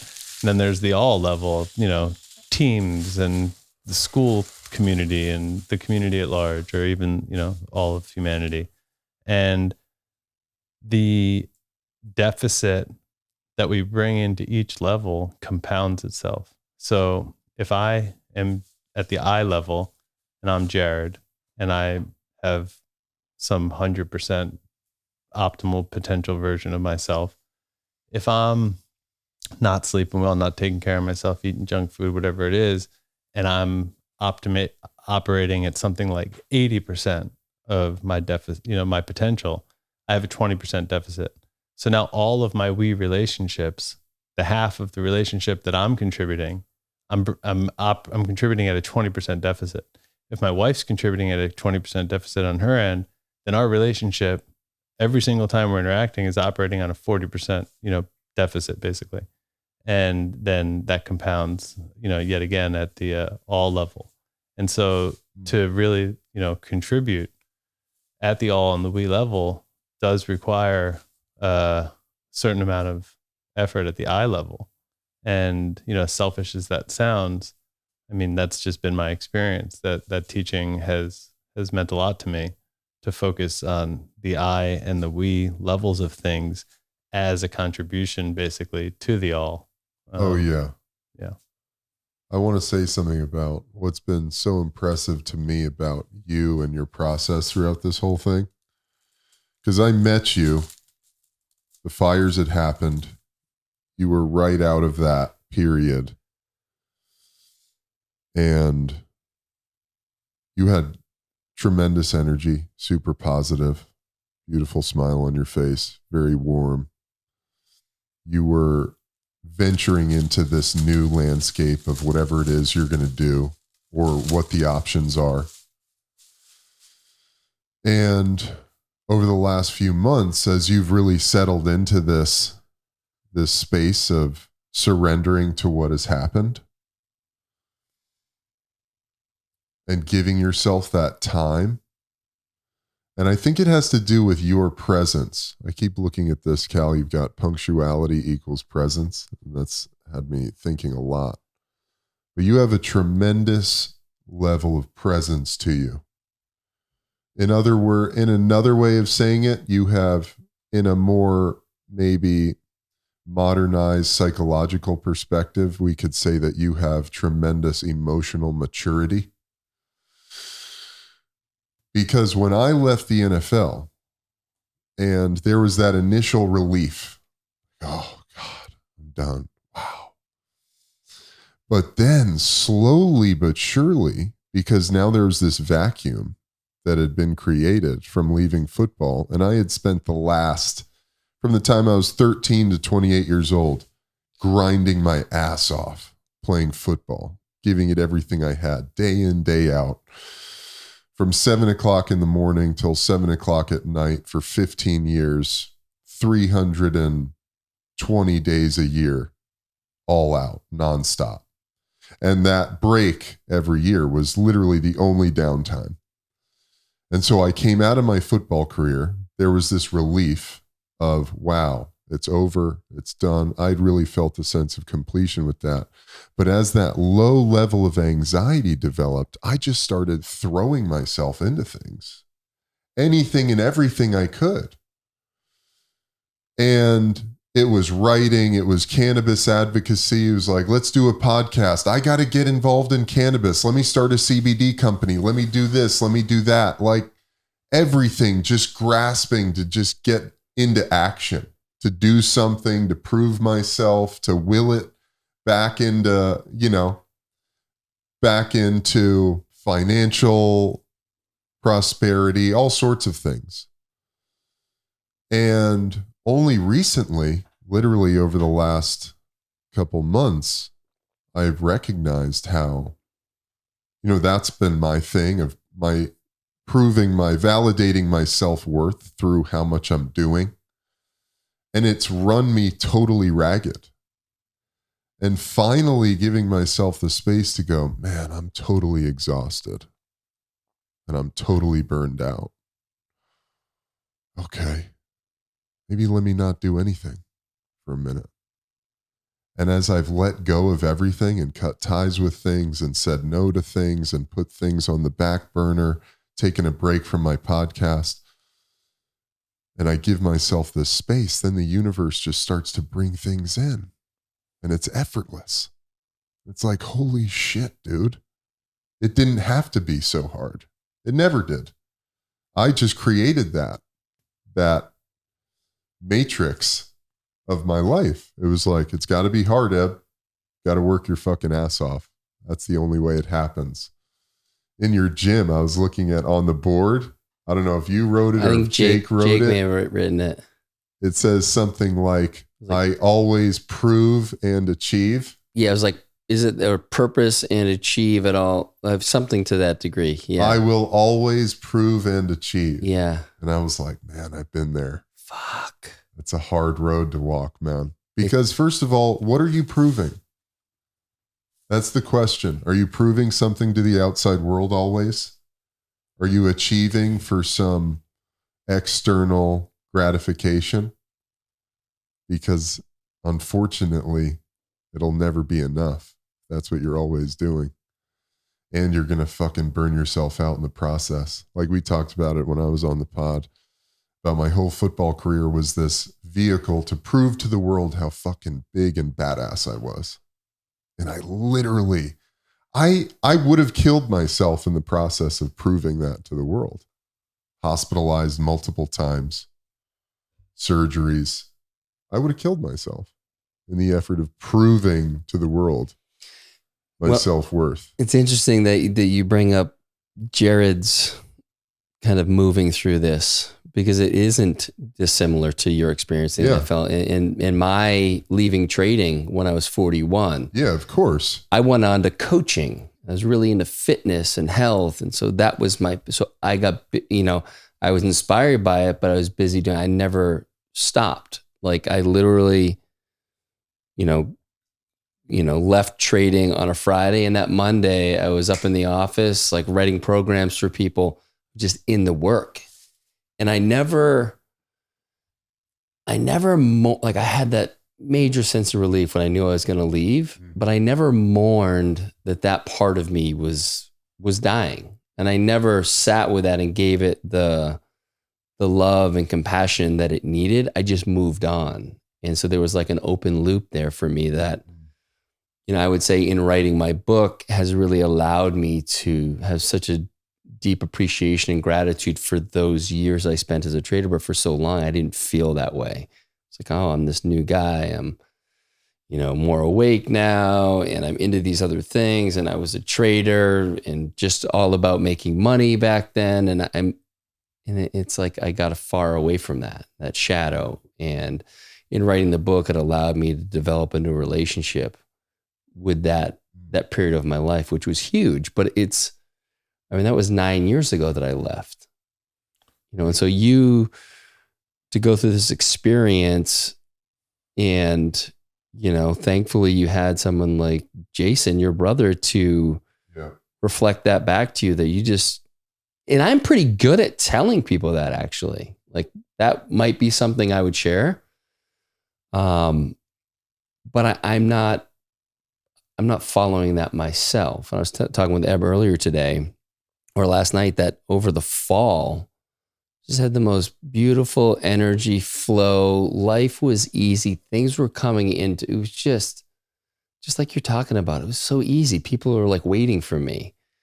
And I was able to be super discerning about the yeses and the nos.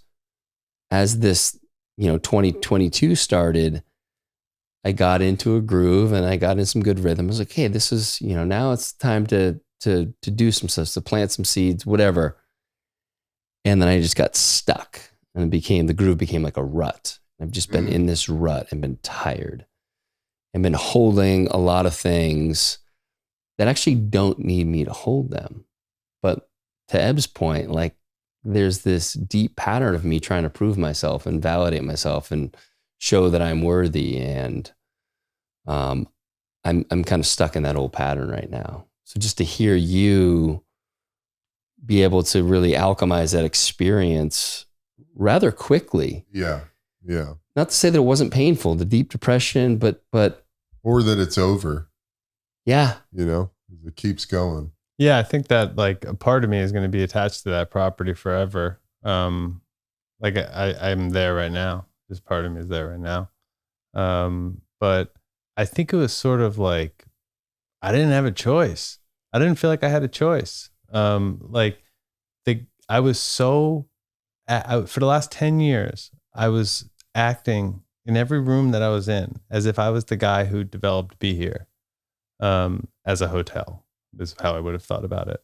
And, I would sit in other hotels and just observe and look for ways to differentiate and offer a better experience. For 10 years, I was convinced in my head that it was real, and that it for sure was going to exist and be highly acclaimed, and everyone would, I would then be the guy who did that.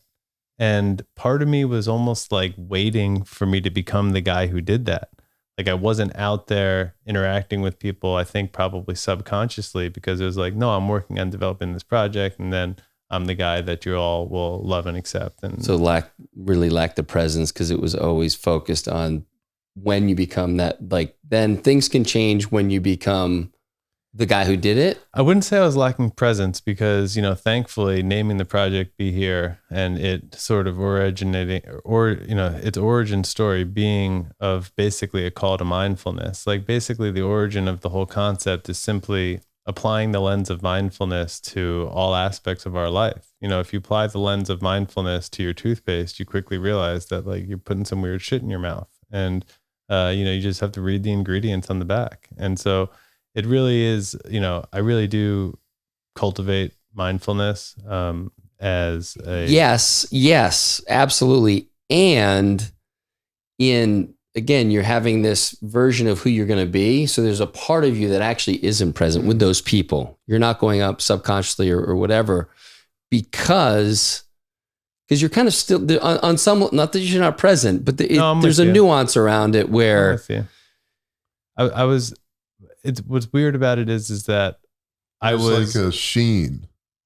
It's just of a veil. There's a veil of who you are working on projecting to people. Yeah, it's a different projection. It's a different version of someone saying, well, I'll be good once I make $1 million. That's exactly what I'm trying to get at. Right. It's kind of your version of that. It's more subtle. Yeah. Right. And it sounds cooler to people, but at the same time, there's a part of you that's closed off because that part's not complete yet. So you're maybe not putting yourself out there in social situations. And probably a variety of other ways that is impacting my relationships and quality of life. But that is the essence of what I'm trying to share that feels more general to people besides myself, is the idea about the fire being like having to wait for a calamity to become mindful of these things. And then also just the idea of like, I'll be sort of worthwhile when this happens. I wasn't consciously thinking that, but I do think in retrospect, that was going on. And then, so when that was gone, it was like, kill myself or get over it. Like, I didn't feel like I had a choice. So I was either like, let that guy burn down in the fire and recognize that there's a lot more to me than that guy, or be that guy and just like be the living dead for the rest of my life because I didn't achieve my dream, you know? Yeah. And then I realized that my dream was not to develop the world's best hotel, even though that quickly became the marching orders. The dream was to live in connection with nature and share with people the things that were transformative in our lives. And so when you actually took away the physical property from the dream, it was no longer squeezed into that small container, and it feels, if not universally applicable, broadly applicable to other people's projects, teams, and organizations. And like, yeah, my brother was right there for me at a particular time, but there've just been so many people, like Eben included. Like one time he was like, he reflected back to me that, you know, he was really upset when he kind of like heard about the fire and that we'd be like, you know, as he heard my story develop, he was feeling like, man, like, how's Jared gonna fucking get over this? Like, this sounds like a nightmare. And I don't know if you remember this or not, but then he said something like, then he realized that that was just some idea that I had. Like, I created that. Be here is me, and I take it with me into every room I go into, and I can apply it to anything that I want. And so trusting his reflection, and then like, you know, some other pep talks from some other folks in my life, basically, you know, I started trusting their reflections a little bit more than the voice in my head that was like, this is confusing. This is, what are you going to do? Like, it's a bummer or whatever. You failed, whatever the thing is. And I didn't really feel like a failure because there were just so many things that happened that, like, there are certain aspects of it that I failed. Like, I wish that I had, you know, managed even the relationship with my father better, in the sense that we became almost exclusively business partners because the immensity of the project overwhelmed any other thoughts of conversations of any other thing. So for years, we didn't really relate on a father-son level. We were just really talking about money and the hotel. And so there are things that I feel like I failed at, but as a whole, I felt like the project was like, before I knew that life here in Austin was going to feel just like a level up, you know, as opposed to a level down. In the interim between here and there, when I was kind of thinking like, is this a failure? Like, what aspect of this is transferable beyond this? Like, was this just some selfish joyride for me? Like, what is this about, you know? Because I always thought that developing the hotel was going to lead to other interesting opportunities and new projects and new partners and books and whatever it was going to be. And so I was like, is that just over? And so finding out that it may have expanded is yet another interesting sort of general takeaway for me. That, yeah, I also think because it's you don't see it as we see it, and you're like, I didn't really have a choice. Yeah, you actually had other choices too that just didn't. Like, it was very clear to you that you had, for you, it was two, and the one didn't seem like a good option. So that's not common, and I think that's what Eb's talking about with the emotional maturity of to go through the period of deep depression, because that's important. You got to feel that, and you did. Yeah. But then to trust in your brother and others who showed up for you that, okay, I'm a little unsettled about what to do, and so I'll take some guidance here. It really, I mean, what I see with you is someone, as Eb said, is like super present whenever I'm with you, and very grounded. And I don't know if those two things necessarily always go together, but I just feel like you are so here. Yeah. But your mind is actually able to tap into other things while you're here. And so you just have this ability to hold all of that, which I think is really rare. And that's one of the reasons I love hanging out with you, is I know you're here, but not so here that we're just within this little conversation. We're able to go places and stay here. Yeah. One example Because you could have latched on to, I'm the Be Here guy. I'm the Be Here farm guy. That's what I did. I created it. You could have killed yourself in keeping it going or finding a way or doing whatever. And there was a thing that really struck me a couple years ago, maybe.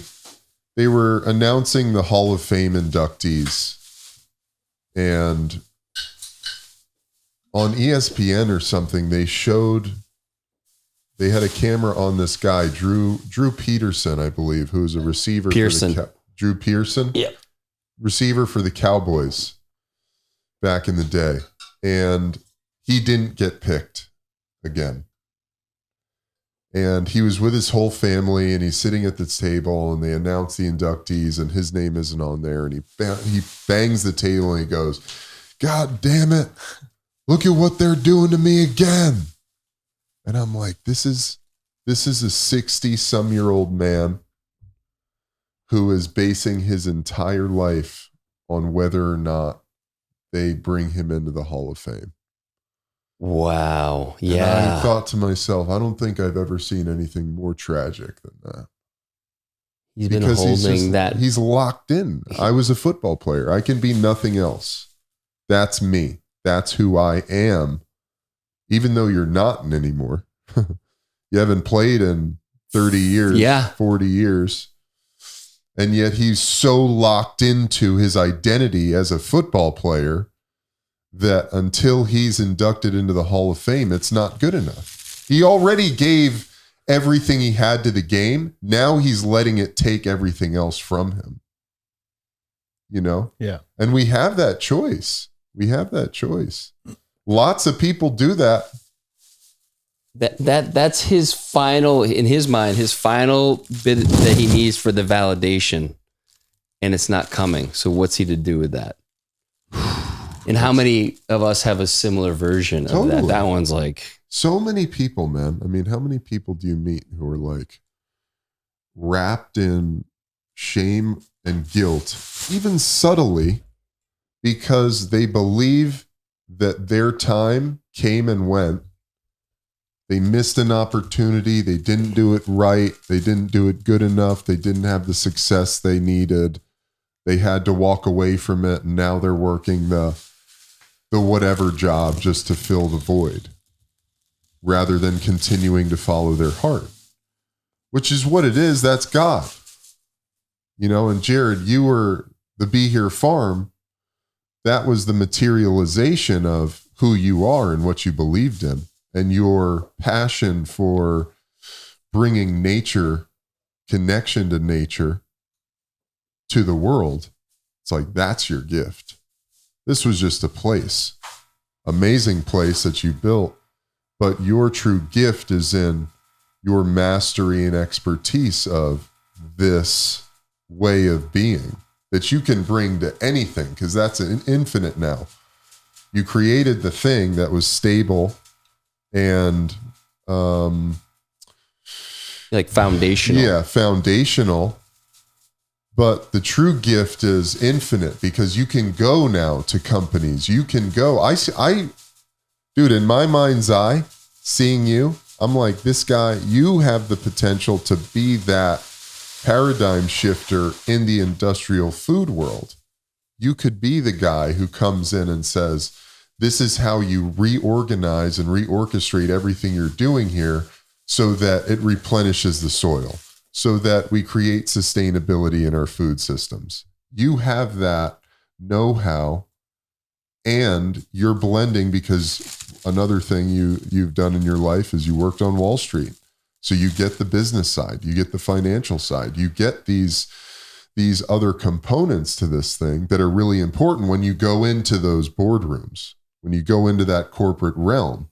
And when you can blend both of those, I mean, that's where we're at, man. That's what we need deeply. Yeah. I mean, I didn't think that there was, like, in this lifetime, probably an opportunity for that. I was kind of taking the approach like, oh, I'm going to be the change I want to see in the world by developing this project and just sort of being an example for our guests who would come stay with us. And after the project, it's like that, I'm looking at the I We All now, like, we kind of have to we the change. Like the process can't happen in a vacuum. I can't just do it by myself as like a shining example on the hill, because I wasn't collaborating. And like if I once I leave the hill, if I do what you said and I start impacting multiple organizations, well, like already I've compounded that impact. So I think that like being more collaborative about the approach is probably part of what I'm looking to do going forward. And I mean, yeah, I guess the difference between me and the guy at the Hall of Fame inductee ceremony thing is like, I really, and maybe he didn't feel like this, I don't know, but I really feel like I left it all on the field. And I was so proud. Like I think that's a big part of it. I may have been crying when I said this like a month or two ago, but I was like, I don't care what anyone ever says about what we did there. Cause like, I know what we did there and I know how I feel about it. I love that. I even accept really all of the pitfalls of the property, even though I feel like there was a lot of dynamics involved in some of our historical decision making. Like I'm fine just being like, yep, the project didn't materialize. We spent millions of dollars. We had millions of dollars of uninsured losses. And there's no hotel there, et cetera, et cetera. And it's like the stuff we did there, I know that for the rest of my life, it's going to be meaningful and be, like you said, the foundation for whatever's next. And, you know, I am thinking about how to do what you just said. Like we have a friend who I know you are is, involved in these things called DAOs, DAO, decentralized autonomous organizations. And I'm trying to wrap my head around how a DAO, like funded by the people, essentially, you know, millions of people around the world, to somehow convert millions of acres of industrialized farmland into regenerative farmland, just like Evan was talking about. And what sort of infrastructure would have to be required to create and fund grants so that farmers can have access to rent-free land, basically, land being one of the barriers to entry, you know, for young farmers. And like how to create something that I myself have made up the nickname of the American Farm Corps. Like instead of the Peace Corps, like how can we get, you know, kids taking a gap year in between high school and college so that they can work and volunteer on local farms in their community and have localized, you know, food systems. Like your backyard here is beautiful and also a monoculture of grass, except for like the planted areas. Yeah. All of your neighbors probably have similar situations. However many neighbors are on this block, like could potentially communally grow all of your food right here in the neighborhood. Like every 10 or 20 houses could very easily take their annual food budgets and contribute them towards the salary of a young farmer tending their family garden. So yeah, I would like to see how to make the impact be as broad as possible. Well, what I keep seeing is this old vision was like you actually like in a prison cell. And then when it burned down, you got the key, you walked out and you're like, oh, wow. Like I gained all this mastery here doing this kind of one major project, but the impact you can have, and whether it's, you know, working with these big industries or whatever it is, it's just allowing you to spread those wings and start to tune into like what feels easy and fun for you, a way to share those gifts. But and again, I keep going back to you turn that around rather quickly to get to this point right now after a catastrophe. I don't think I turned it around at all. I think that's the importance of having a dream, you know, because the dream, you know, to quote Paul's Dreamline language, Paul Chek, like the dream is a bullseye off in the distance. Mm-hmm. And if I'm the archer shooting my bow and arrow at the bullseye, the line in between me and the bullseye, that's the dream line. And so in Paul's language, I want to use the values that I create for myself around the four doctors, Dr. Diet, Dr. Quiet, Dr. Movement, and Dr. Happy, so that I can make decisions in real time based on my values to walk straight down my dream line. Example, one of my values around Dr. Quiet is I go to bed by 10 o'clock, let's say. There's a concert that I know is not going to end until 2. No, you don't. We're texting way later than that. That's the fucked up thing, is that ever since I've moved here, I'm still 2 hours off. So instead of waking up at 7 and going to bed at 10, I'm waking up at 7 because I set an alarm. Yeah. If I didn't set one on the weekend, I actually tried it. I woke up exactly at 9 on the dot the other day. So I'm still on my 7 to 10 schedule, but it's now 9 to midnight, unfortunately, or 7 to midnight. I want to say one thing that you said. It was really interesting because Cal said how you turned that around really quickly. And then you said you didn't turn that around at all. And there's a very deep principle of healing that we have misconstrued. And my mom talks about this. My mom is a master healer, body worker. It's profound. And she talks about how when we have a physical injury, you experience a physical injury, and then the sort of mainstream Western medical ethos around it is we were at A, pre-injury, we went to B in the injury, and then the idea is that we're going to get back to A, but we don't. We go from A to B to C because the structure has changed through the injury. But now we have this opportunity as we heal to become something else. And you become something else on the other side. You don't go back to where you were. You know what I mean? And that's this interesting idea about what you said, Jared. And it's part of the letting go process, because you're not really trying to get back to, like, I suffered so many injuries, shoulder, back, torn muscles. I tore my quad in college. I still have a divot in the quad. And it's an interesting shift of awareness when you realize you're not going back to A, you're going to C.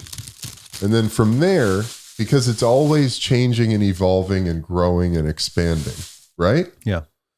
So it's just like taking what has happened, taking what is been experienced, alchemizing it. And I think in a way, you hunkering down in the cloudiness, the depression, the darkness, like that's such an important part that we always want to override. Like I was trying desperately to override that coming out of football.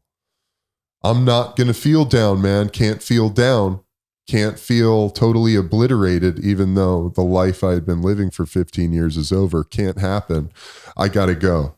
We're going to the next thing. But I would find myself walking into these rooms and people would identify me as a former NFL player.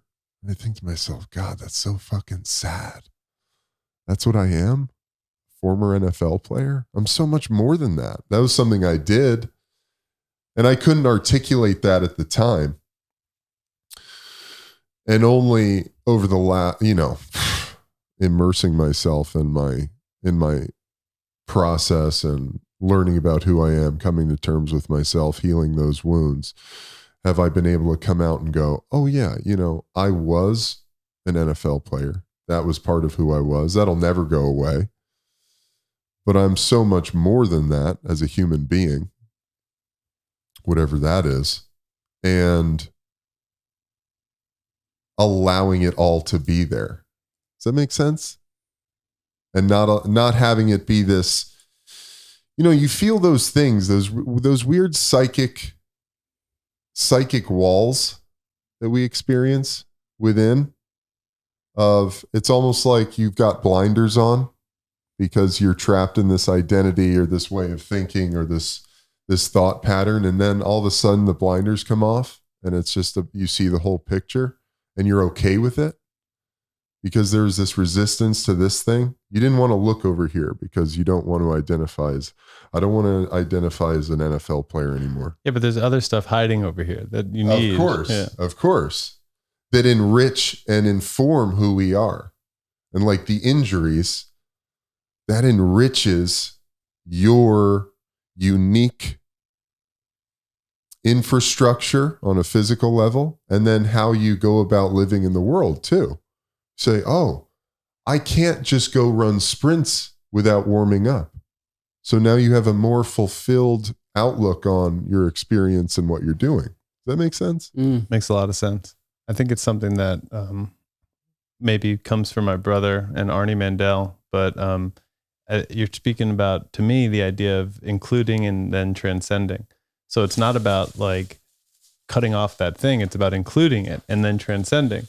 So like, if we're going back to the story of food, if we had come up with all of these different developments for mechanizing, industrializing, and smartifying food, like had we just included the prior learnings from the nomadic and indigenous cultures on regenerative principles and balance and, you know, feeding the earth and ritual and ceremony and offering and the non-physical world being, you know, paramount, by cutting all of that stuff off, we have ended up where we are. So we could potentially include and transcend and find ourselves in an industrialized, regenerative food system in the future. I mean, I think that's the only really way out. Yeah. And the other thing you said about the cloudiness, actually, both of you said, here's the thing that listeners might be interested in as it relates to their own, you know, cloudiness, is like, how long do you think it took me to work through the cloudiness after taking my brother's advice to lean into the cloudiness? A while. It took me one day. One day of accepting my place in the world and just accepting the feelings inside me as valuable to my process and asking those feelings through some, you know, journaling and, you know, somatic experiences of, you know, body movement and just nature connection and like using the landscape to help me interpret my own sort of subconscious state at the moment. Simply like going out on a hike and asking the hike or the nature around me to help me with my cloudiness, or to help me answer a question as it relates to what my business should do next. And then just noticing what's around me, and whatever it is that stands out to me is what I then lean into. So if I notice a red cardinal, I might start thinking about, you know, bird medicine and what the color red brings to me.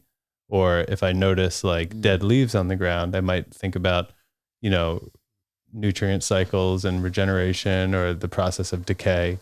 And so then I'll kind of be like, okay, I need to focus on this, that, or the other thing. So the cloudiness really, like the moment that I accepted it and started working with it, I woke up the next morning and I had improved energy levels, and it's been improving and feeling more quote unquote normal, you know, every day since. And not to keep steamrolling here, but that goes back to what Cal said about the dreamline, which I was kind of just finishing talking about, which is that consensus reality can shift in unpredictable ways.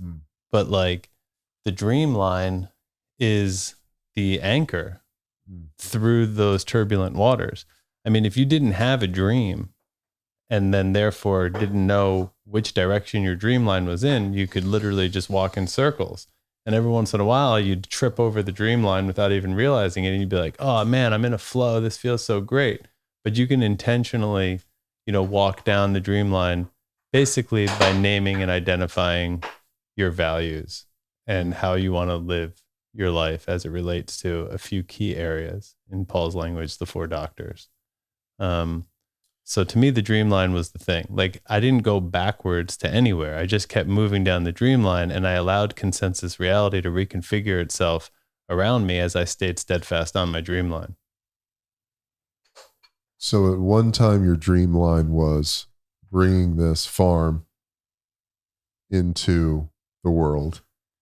At one time, that was a node on my dreamline. Okay. What is your dreamline? My dreamline is to, like, you could boil it down. And well, what's funny is when I do boil it down and I just think about it as like a word or a phrase, I think about it as be here. But like that, even what that has meant has shifted along with consensus reality, as you know, over the years. So to me, what be here means is that my family is living as much of the time as possible in a way that is in relationship with nature and right at the intersection of self-care and health, earth care, like I was saying earlier. Like if my actions are beneficial to myself and my family and the earth in a sort of positive feedback loop, I'm having a good time. Like that's what gets me going.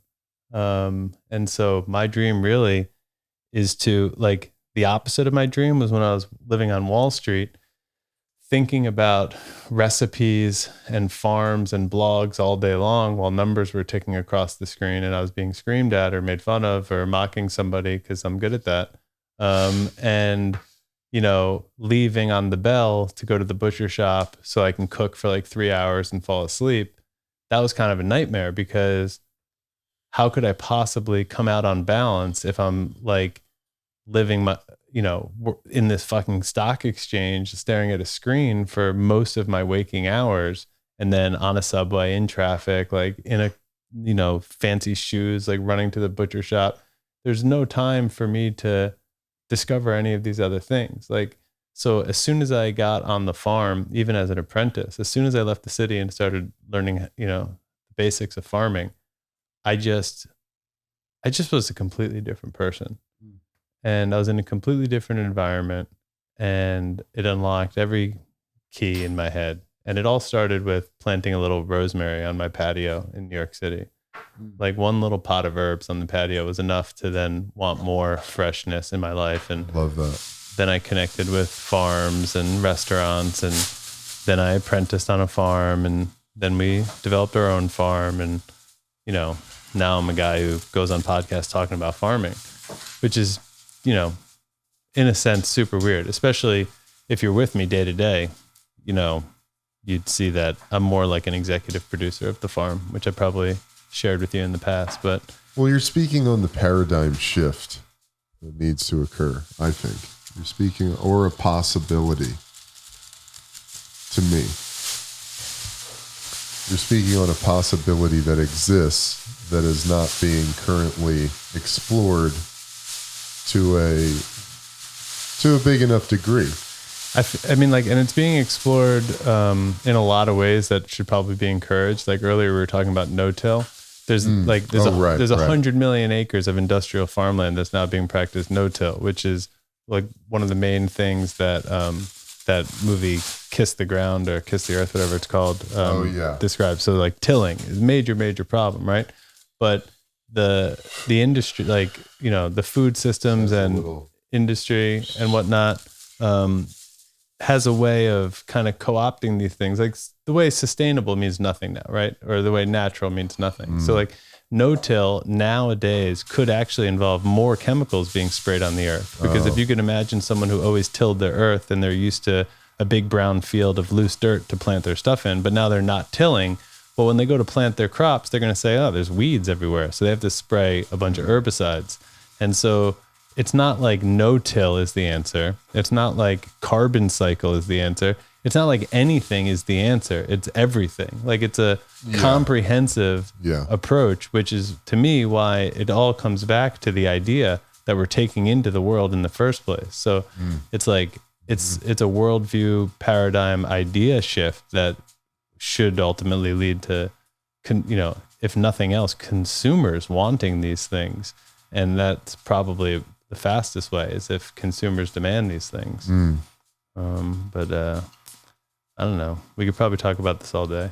Yeah, we could. I'm excited about it. It gives me a lot of hope. What, talking about this?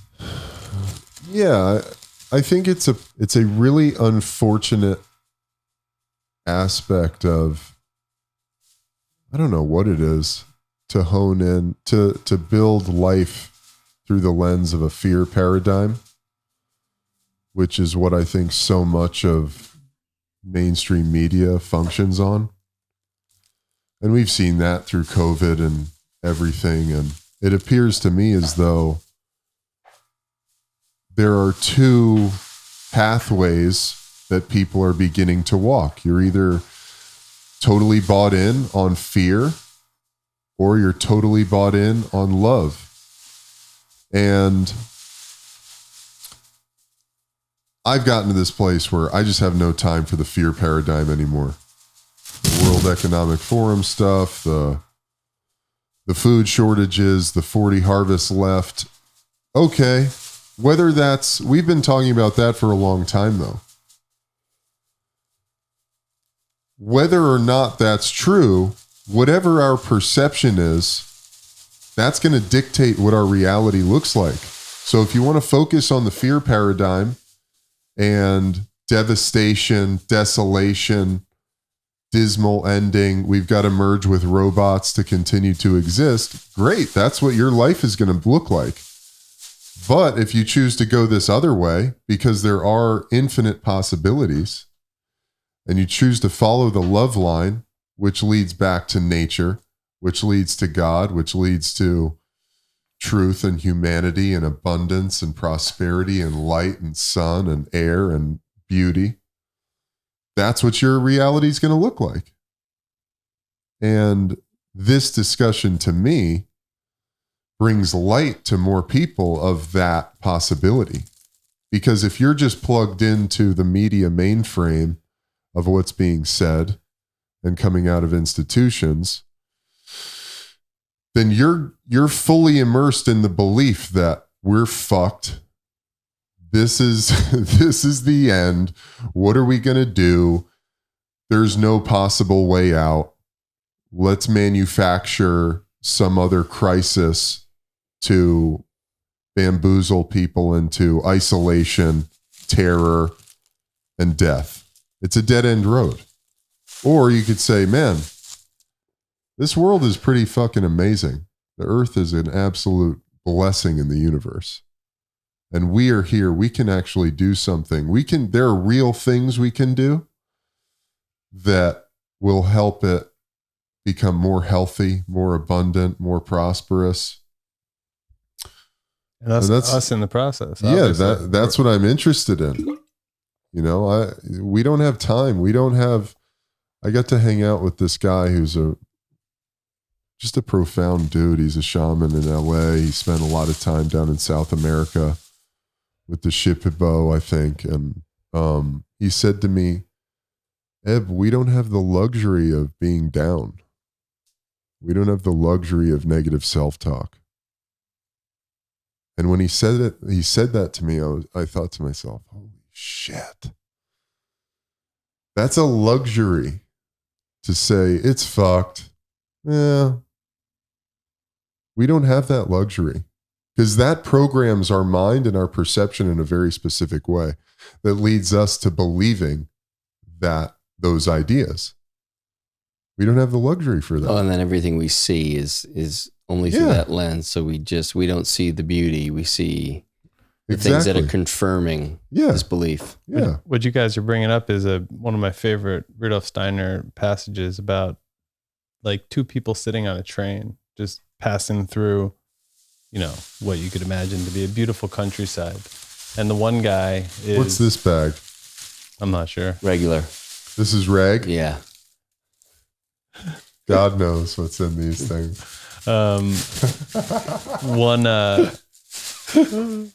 One guest is like, let's say Eben, who just looks around and says life is a miracle all day long. And one guy is just like completely disgruntled, angry, hates his life, hates his wife, hates his daughter kind of guy.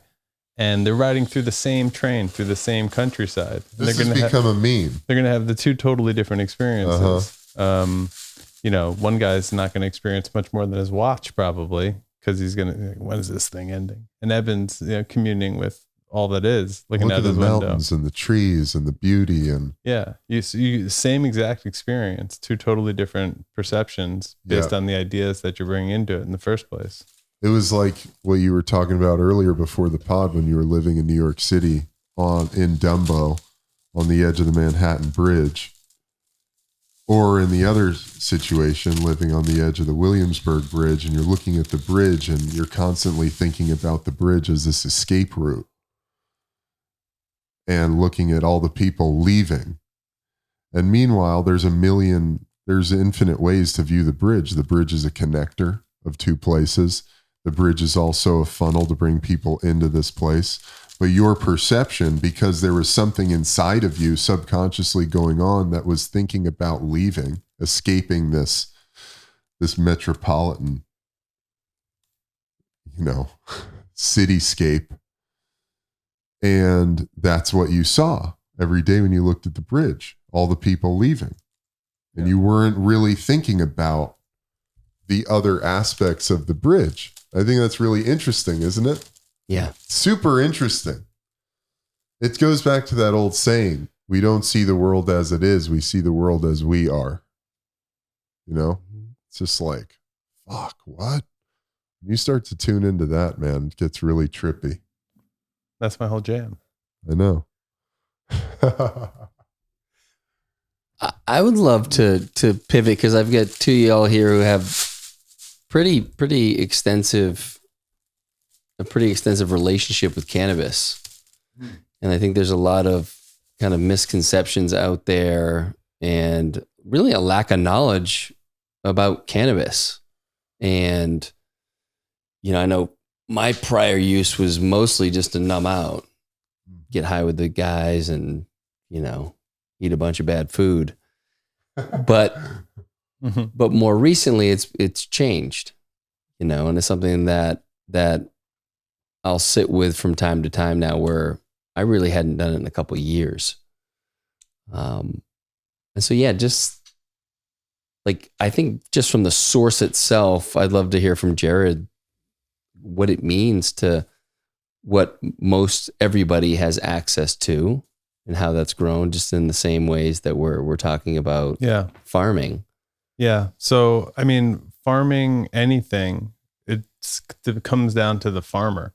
Even if there was some sort of certification, like in the case of organic, there is. So even if there was some sort of certification that says you got to do this, that, and the other thing to be certified, let's say organic, you could still just do the bare minimum of that.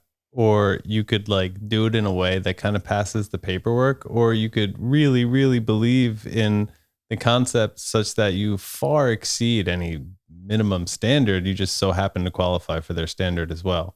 So cannabis farmers are just like any farmers. So like at the end of the day, these guys or ladies are taking some sort of growing medium and putting some sort of, plant in it and feeding it some sort of nutrients and exposing it to some sort of light.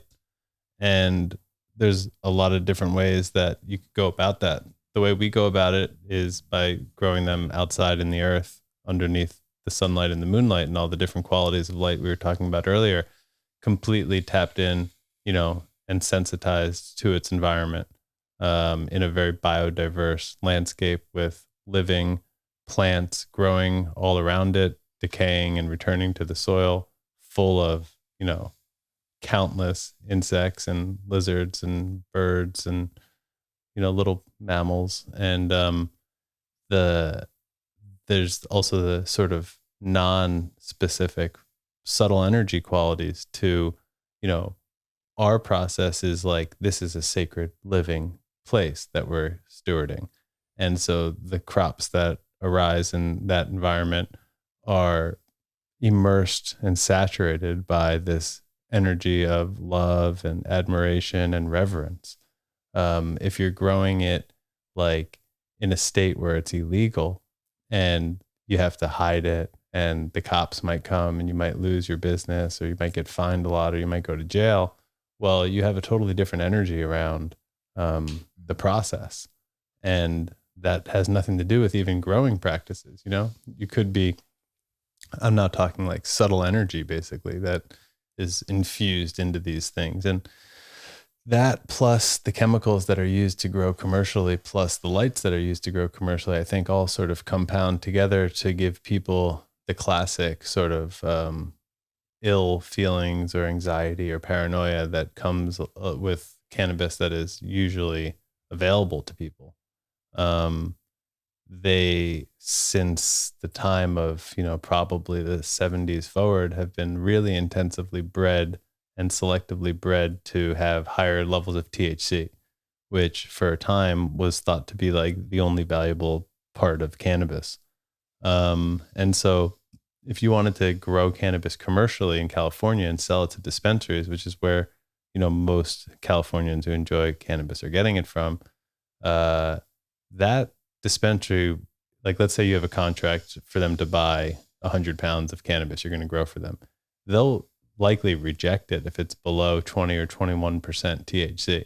So at the dispensaries, you're seeing things from like 21% up to, I feel like Snoop Dogg's advertising 35%, something like that. And what would a typical biodynamic strain be? I mean, like part of it has to do with the genetics of the plant. Like some plants will just be much more naturally inclined to have higher levels of this compound or that compound. But when we've tested the plants that we've grown on our farm, we're usually in like the 18 to 21% range.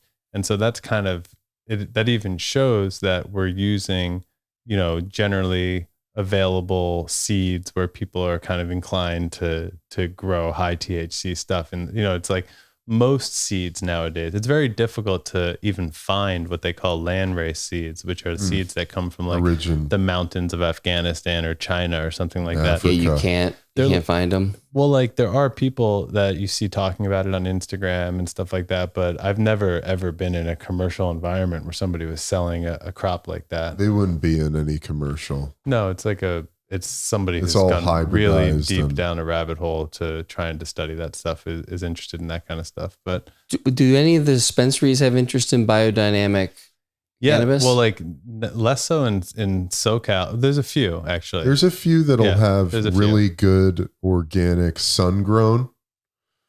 And it's interesting because for me, I'll always go for the sun grown, which is just a more naturally cultivated plant. But in the cannabis community, that's really, people aren't really interested in that because they want the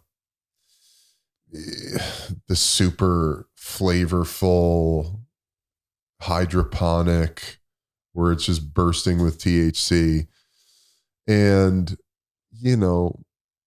that to me, the super high THC move is not, it's not conducive to what the plant is meant to be. The plant's not meant to be like that.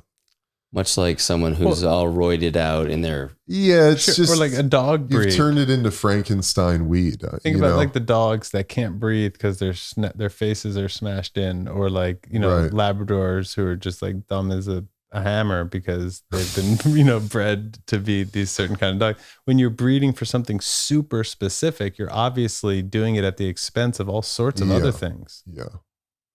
So what was fascinating to me is the first time I tried biodynamic cannabis was for probably the next 6+ hours. I felt it and I was fully functioning. I felt really good, like heart opened. And if you'd have told me that I was going to be stoned for 6 hours, I would have never done it because my experience being stoned, I've never actually, I probably have, but smoking multiple times, but it's not an enjoyable experience. You were probably experiencing, an entourage effect of the various terpenes and chemical compounds that are in a properly grown cannabis plant. So, they all have their own unique attributes. Profile. If they were like synthesized and down into like CBD pills or CBN, patches, they can synthesize these things down, but when left unadulterated, just in their natural whole plant form, that's the kind of things that's basically my approach to anything that goes in or on my body. I'm looking for things that are whole and unadulterated, as minimally processed as possible. That's why our products are made in this way, because that's what we're looking for in the world. So anybody who's doing stuff like that, we pretty quickly become supporters of them, because it's, you go into a city and, shout out to a few here in Austin, like The Well, Daidue, Pacha. There's a handful of places that are really taking sourcing seriously, but that's 3 restaurants that I can name in the entire, city of Austin that so far I've discovered that I'd be comfortable eating at. The Well is really good. I know. So Really good. You been there? I haven't. I went there one day and it actually was closed. I was bummed, but I've heard great things about it. Their bone broth is like one of the tastiest things I've ever had. Their whole menu, like if I'm not mistaken, is gluten-free, and which is great for celiacs and just people who in general who have, gluten sensitivities, because there's no cross-contamination at all. And I'm not sure of her other partners, but the owner, Nicole, has been a delight to meet, and just so glad it exists. Mm-hmm. Places like that, are so worth supporting and going out of your way for, because it costs so much extra to source these ingredients, because most places aren't sourcing biodynamically, but a stat that I've probably said on every podcast I've ever been on is that 0.002% of US farmland is certified biodynamic. So there's a lot of zeros in that number. And so it's really hard to get super quality ingredients that would be considered quote unquote beyond organic. And yet I think there's an argument to be made for that to be the bare minimum standard for, as many people on the planet to be eating food like that as a matter of, our global well-being, health, prosperity, security. What gives you hope that we will have this paradigm shift? I just think I have that hope, because you're basically asking me, like, I spend close to 0% of my day thinking about, degenerative chemical farming. Other than when I'm asked to differentiate the difference between it and biodynamic or other holistic or regenerative farming practices. So what gives me hope is that, like, I pretty much only encounter people who are interested in this kind of stuff. And I also find that I have the ability to communicate the topic most of the time in a way that makes people who are formerly uninterested into it very interested into it. So in my particular experience, I find that most people are really excited about some of the things we discussed today. And they're left feeling like, sometimes at the end of a podcast, I feel like if I was a listener, I'd be like, oh, now what? Because, like, how am I supposed to find this food or whatever? And it's just like the pot of rosemary on the balcony I was saying earlier. It's like little tiny steps, one thing at a time. Teach your kids how to grow some herbs. Teach your kids how to plant a plant. You'll learn at the same time. Do one plant. You know what I mean? Literally right now in our backyard, because we're in a totally random rental house here in Austin, as opposed to on our farm, we bought it at the farmer's market the other day. Rosemary, thyme, a little pot with a blackberry bush in it, and some mint planted around the bottom, and 2 little things of lettuce. Like, we're growing the tiniest little garden you could ever imagine, and it brings so much joy into our life, and you water it every day and you care for it, and gives you food and gives you connection. So it can just be so small. And that can be a really slippery slope in the best way possible. You know what I mean? Enjoy those herbs, add them to your dinner. Notice how different they are from the herbs you buy at the grocery store. It's as simple as that little thing. And then, to go the extra mile and be like, well, but I want them to be biodynamic or whatever, you know what I mean? That all takes some effort, but connecting with, like, a biodynamic farm, there's a few, and you just start looking into it. There's a few around everywhere, or places that focus on Korean natural farming or permaculture or French biointensive gardening. There's a variety of holistic practices out there that people engage with. And when you find them, you develop relationships with them, you start supporting them, you source everything you can from them, you join their CSAs or encourage them to start one, and you share the gospel of how great that place is, and you guys, start succeeding little by little together. And maybe they can sell you a little baby pot of rosemary, and you could have that one at home. Because if you just go to, like, Home Depot and get, a commercial pot of rosemary or whatever, you're probably not going to have the same impact as if, like, for example, here in Austin, I was at the Mueller Farmers Market. There's this guy, his business is an acronym SHE, but I think it's Sustainable Human Earth maybe. And he's really into permaculture. All of his potting soil and everything that goes into the plants, he makes himself out of various materials. And that's just totally different than, like, a almost inert bag of potting soil that you can get at the garden shop. So it doesn't take that much to find people who are super passionate about it. So if you're not the kind of person who has the time or interest or, resources or whatever to get super passionate about it in your own life, well, you can outsource that to people who are. That's like our brand, Scott's brand, Sun Potion. There's brands that really go the extra mile to care about these things. And I think that's why their products are superior, but it also means that people can access them without really changing their life at all. At the end of the day, even if you didn't join with your 20 neighbors and decide to fund your own farm here in the neighborhood, it would be pretty easy to join a biodynamic CSA, which I just did. I've only been living here for 3 months. I got on a wait list at this small biodynamic farm. A month later, they called me, and now I get my produce from a local biodynamic farm. So it's not that hard to go after it once you know what you're looking for. It's like learning a new word in the dictionary and then hearing it all over the place. If you have these ideas and if it's what you're looking for, you're going to see it everywhere. And just get at it. Go for it. Beautiful. That was a cannabis question, right? Yeah, absolutely.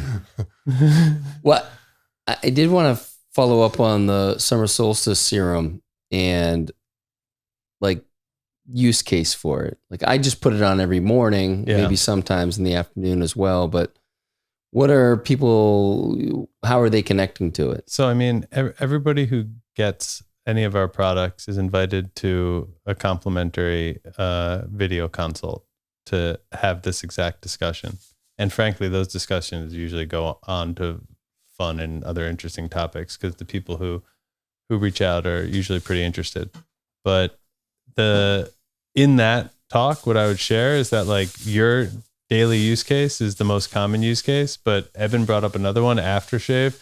Like literally I could name 100 reasons. My brother uses it before and after shave, but I could come up with 100 ways in which our family has used it over the last 5 years. And a lot of them start veering into like first aid, like little tiny dog bite on my daughter's face, scratches, hives, itches, bug bites.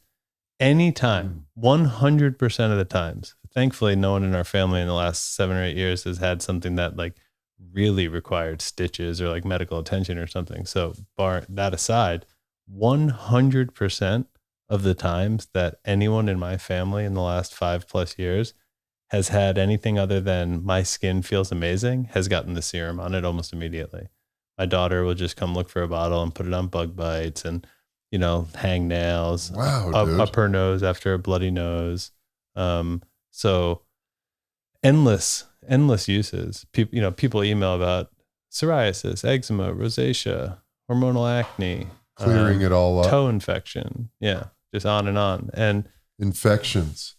I mean, this is obviously not a medical product, and I'm obviously not a doctor, but these herbs have been used as, no, you're right. I'm not.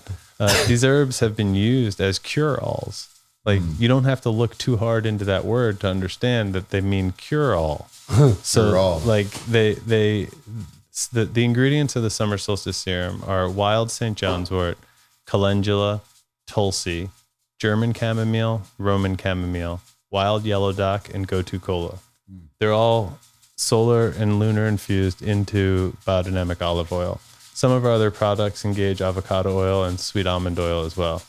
But these basically have, even olive oil is a cure-all. Like people have been bathing in olive oil, to Cleopatra and beyond. Like it's just, it's an ancient ritual to bathe the skin in oil. And, in Ayurvedic traditions, they have, it goes into every hole in your body, up your, up all the holes. I've had castor oil in my eyes before. I've had ghee poured into like this donut, like down my spine.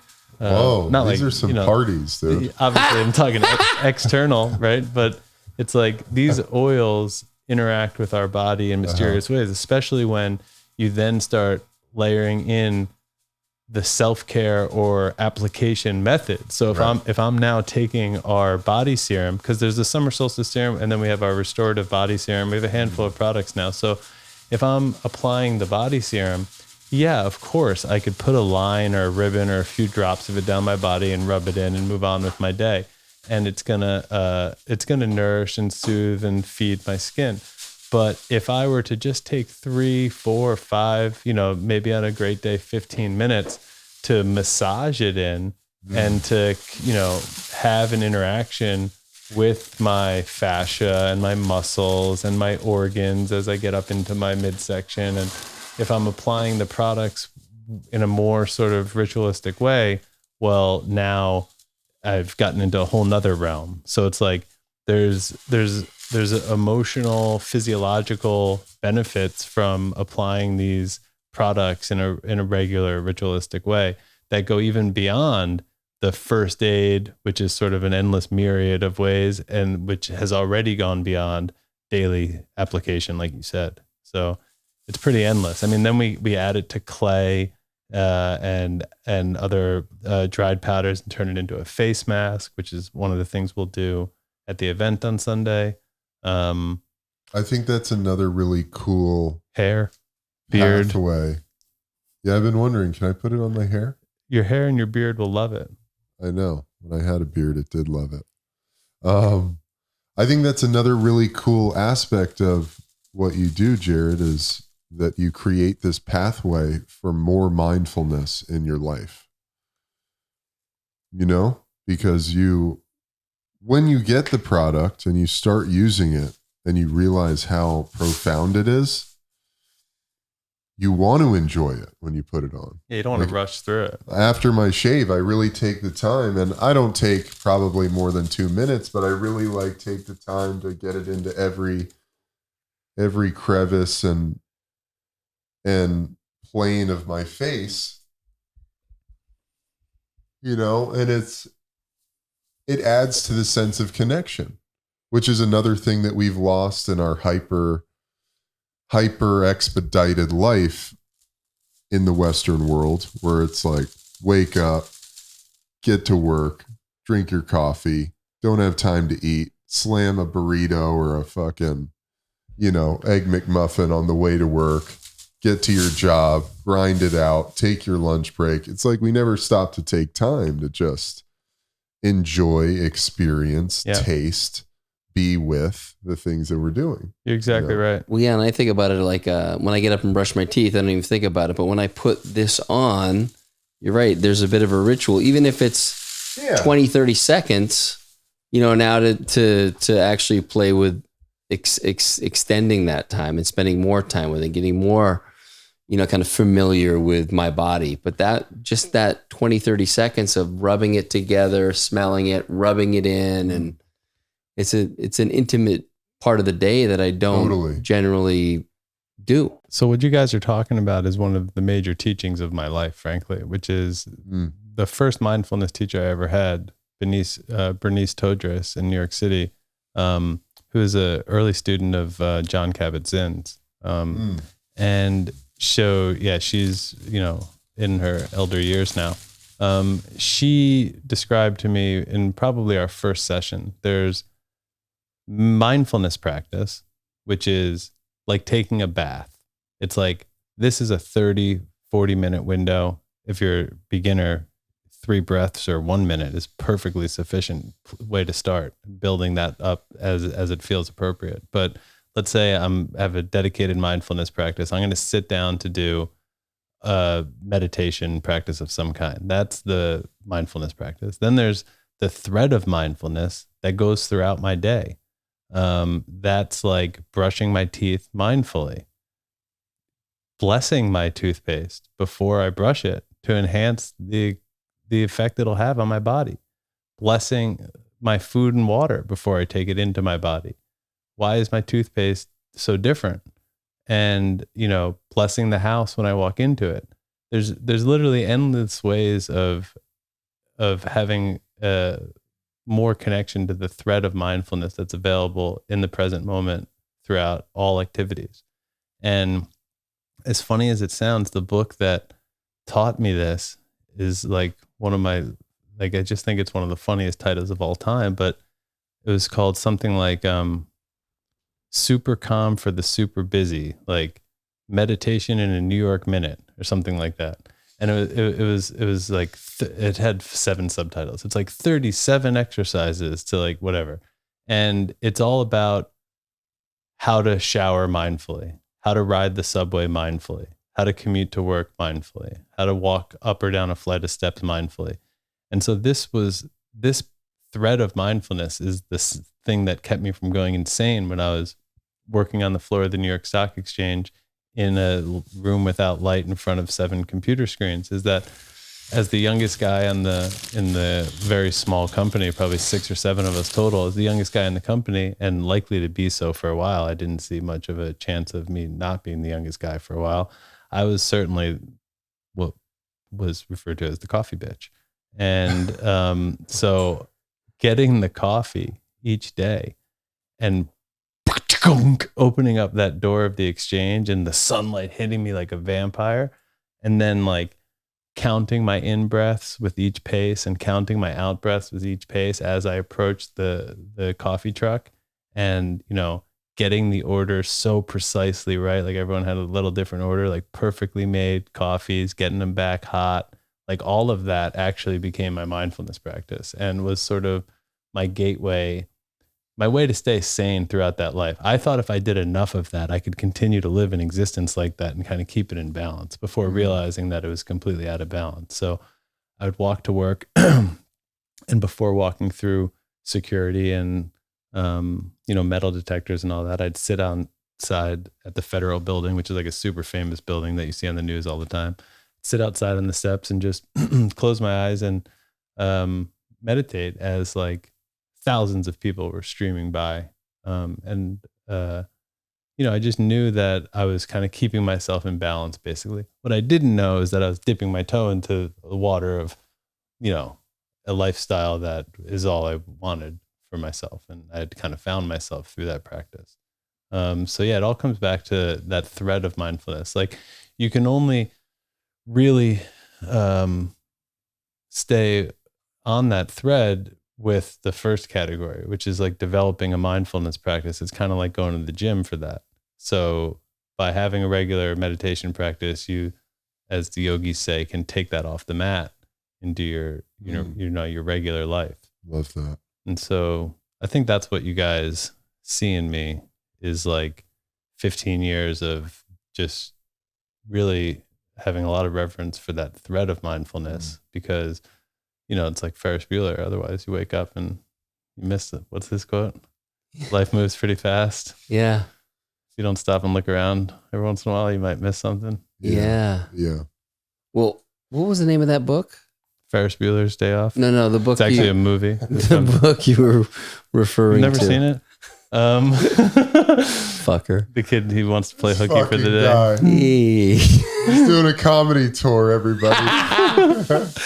What book are you talking about? Super calm for super busy. Yeah, Amazon that. Meditation in the New York Minute. Meditation in the New York Minute was definitely a part of that title. We'll have a link to that. And I'm going to order it when we get off because that sounds...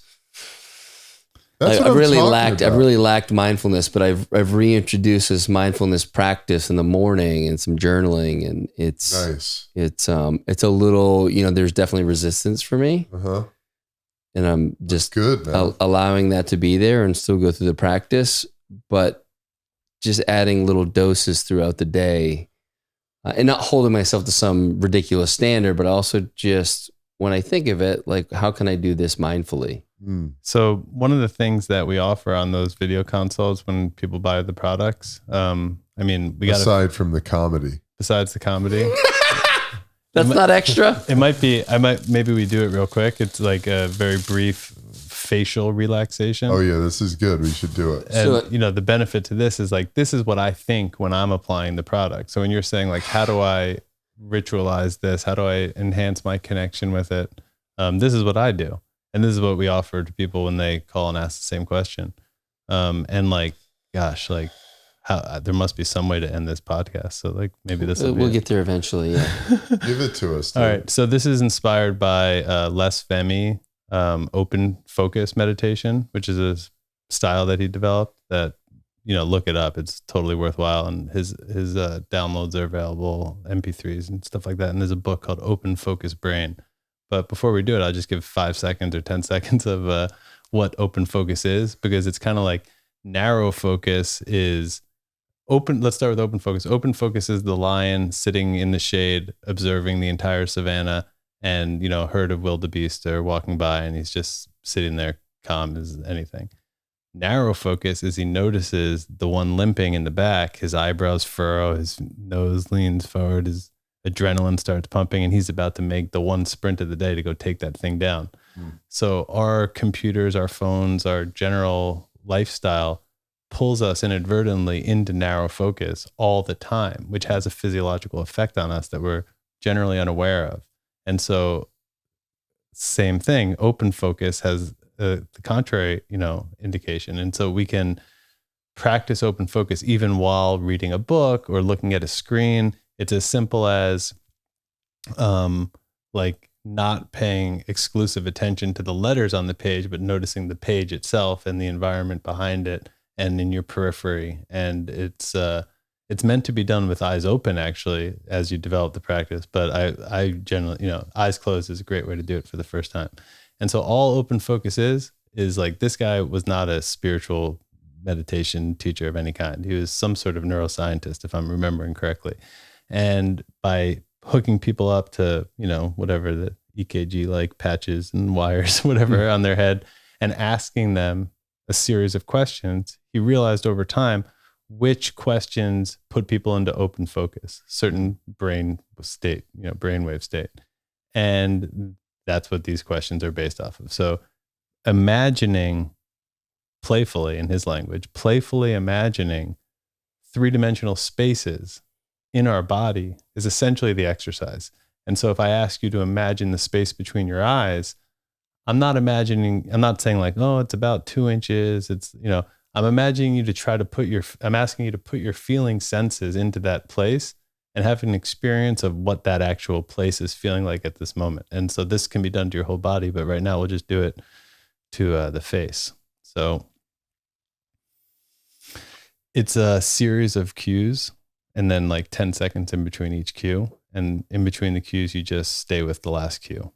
So can you imagine the space between your eyes?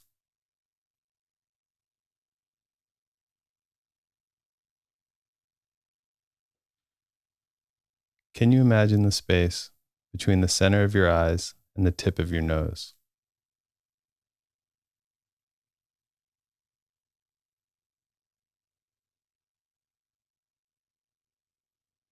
Playfully imagine the space from the tip of your nose to the center of both ears.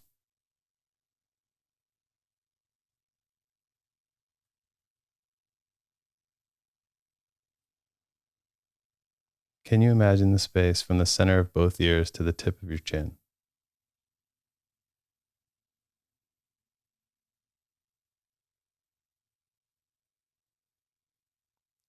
Can you imagine the entire three-dimensional volume of your jawbone?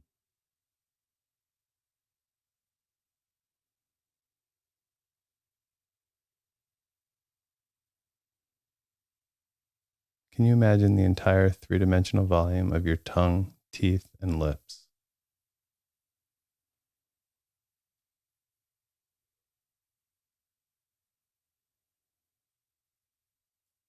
Can you imagine the volume of your entire skull?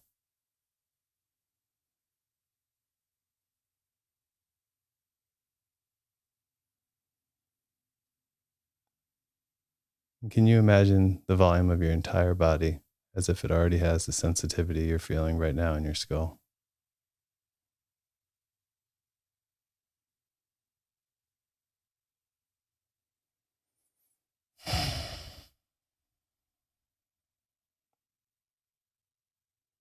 Whenever you're ready, check back in. Sweet, dude. Mm.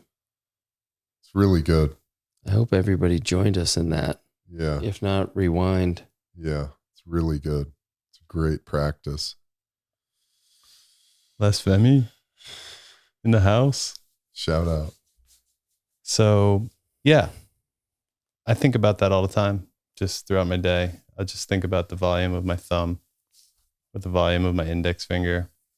And then, they take you through like the volume of space in between your thumb and your index finger, as if you could feel it, as if it was your thumb or your index finger. And before long, you just lose sense of all boundaries. And, my favorite track in terms of go-to, because like I can do this practice when I want to and when it occurs to me, but when I need it, it's his dissolving physical and emotional pain track.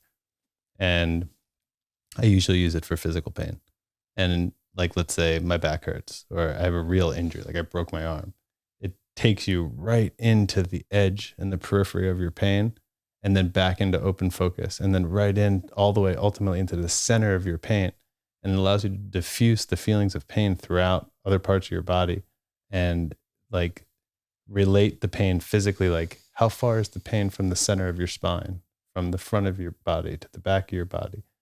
You know, all these different ways of just reorienting, because in that moment, you're exclusively focused on the pain. In fact, actually, what you're focused on is an aversion to the pain.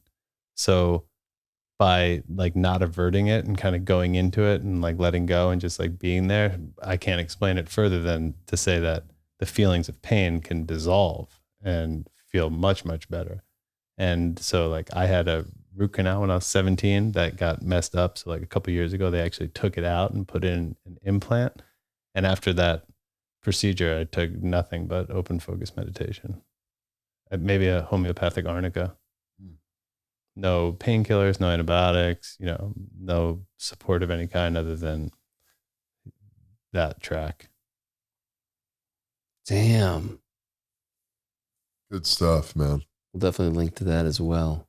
Yeah. That might be a nice place to wrap. Anything else you want to add? I don't think so. I mean, like, if this goes unedited, we're pushing 3 hours. So if somebody made it this far, they definitely deserve a unlearn code discount over at Sun Potion to try out the serum. Perfect. Let's do 10% off for all caps unlearn at sunpotion.com. What a reward. Love which is that, also a gift from Scott and Sun Potion, but he's happy to contribute and get people psyched on the product. So get you some, y'all. Yeah, get it. Good stuff. This was great. Thank you. Thank you. Yeah, thanks, Cal. We did it. You're the best in the business, dude. I love you guys. Love you too, man. All right. Thanks for joining.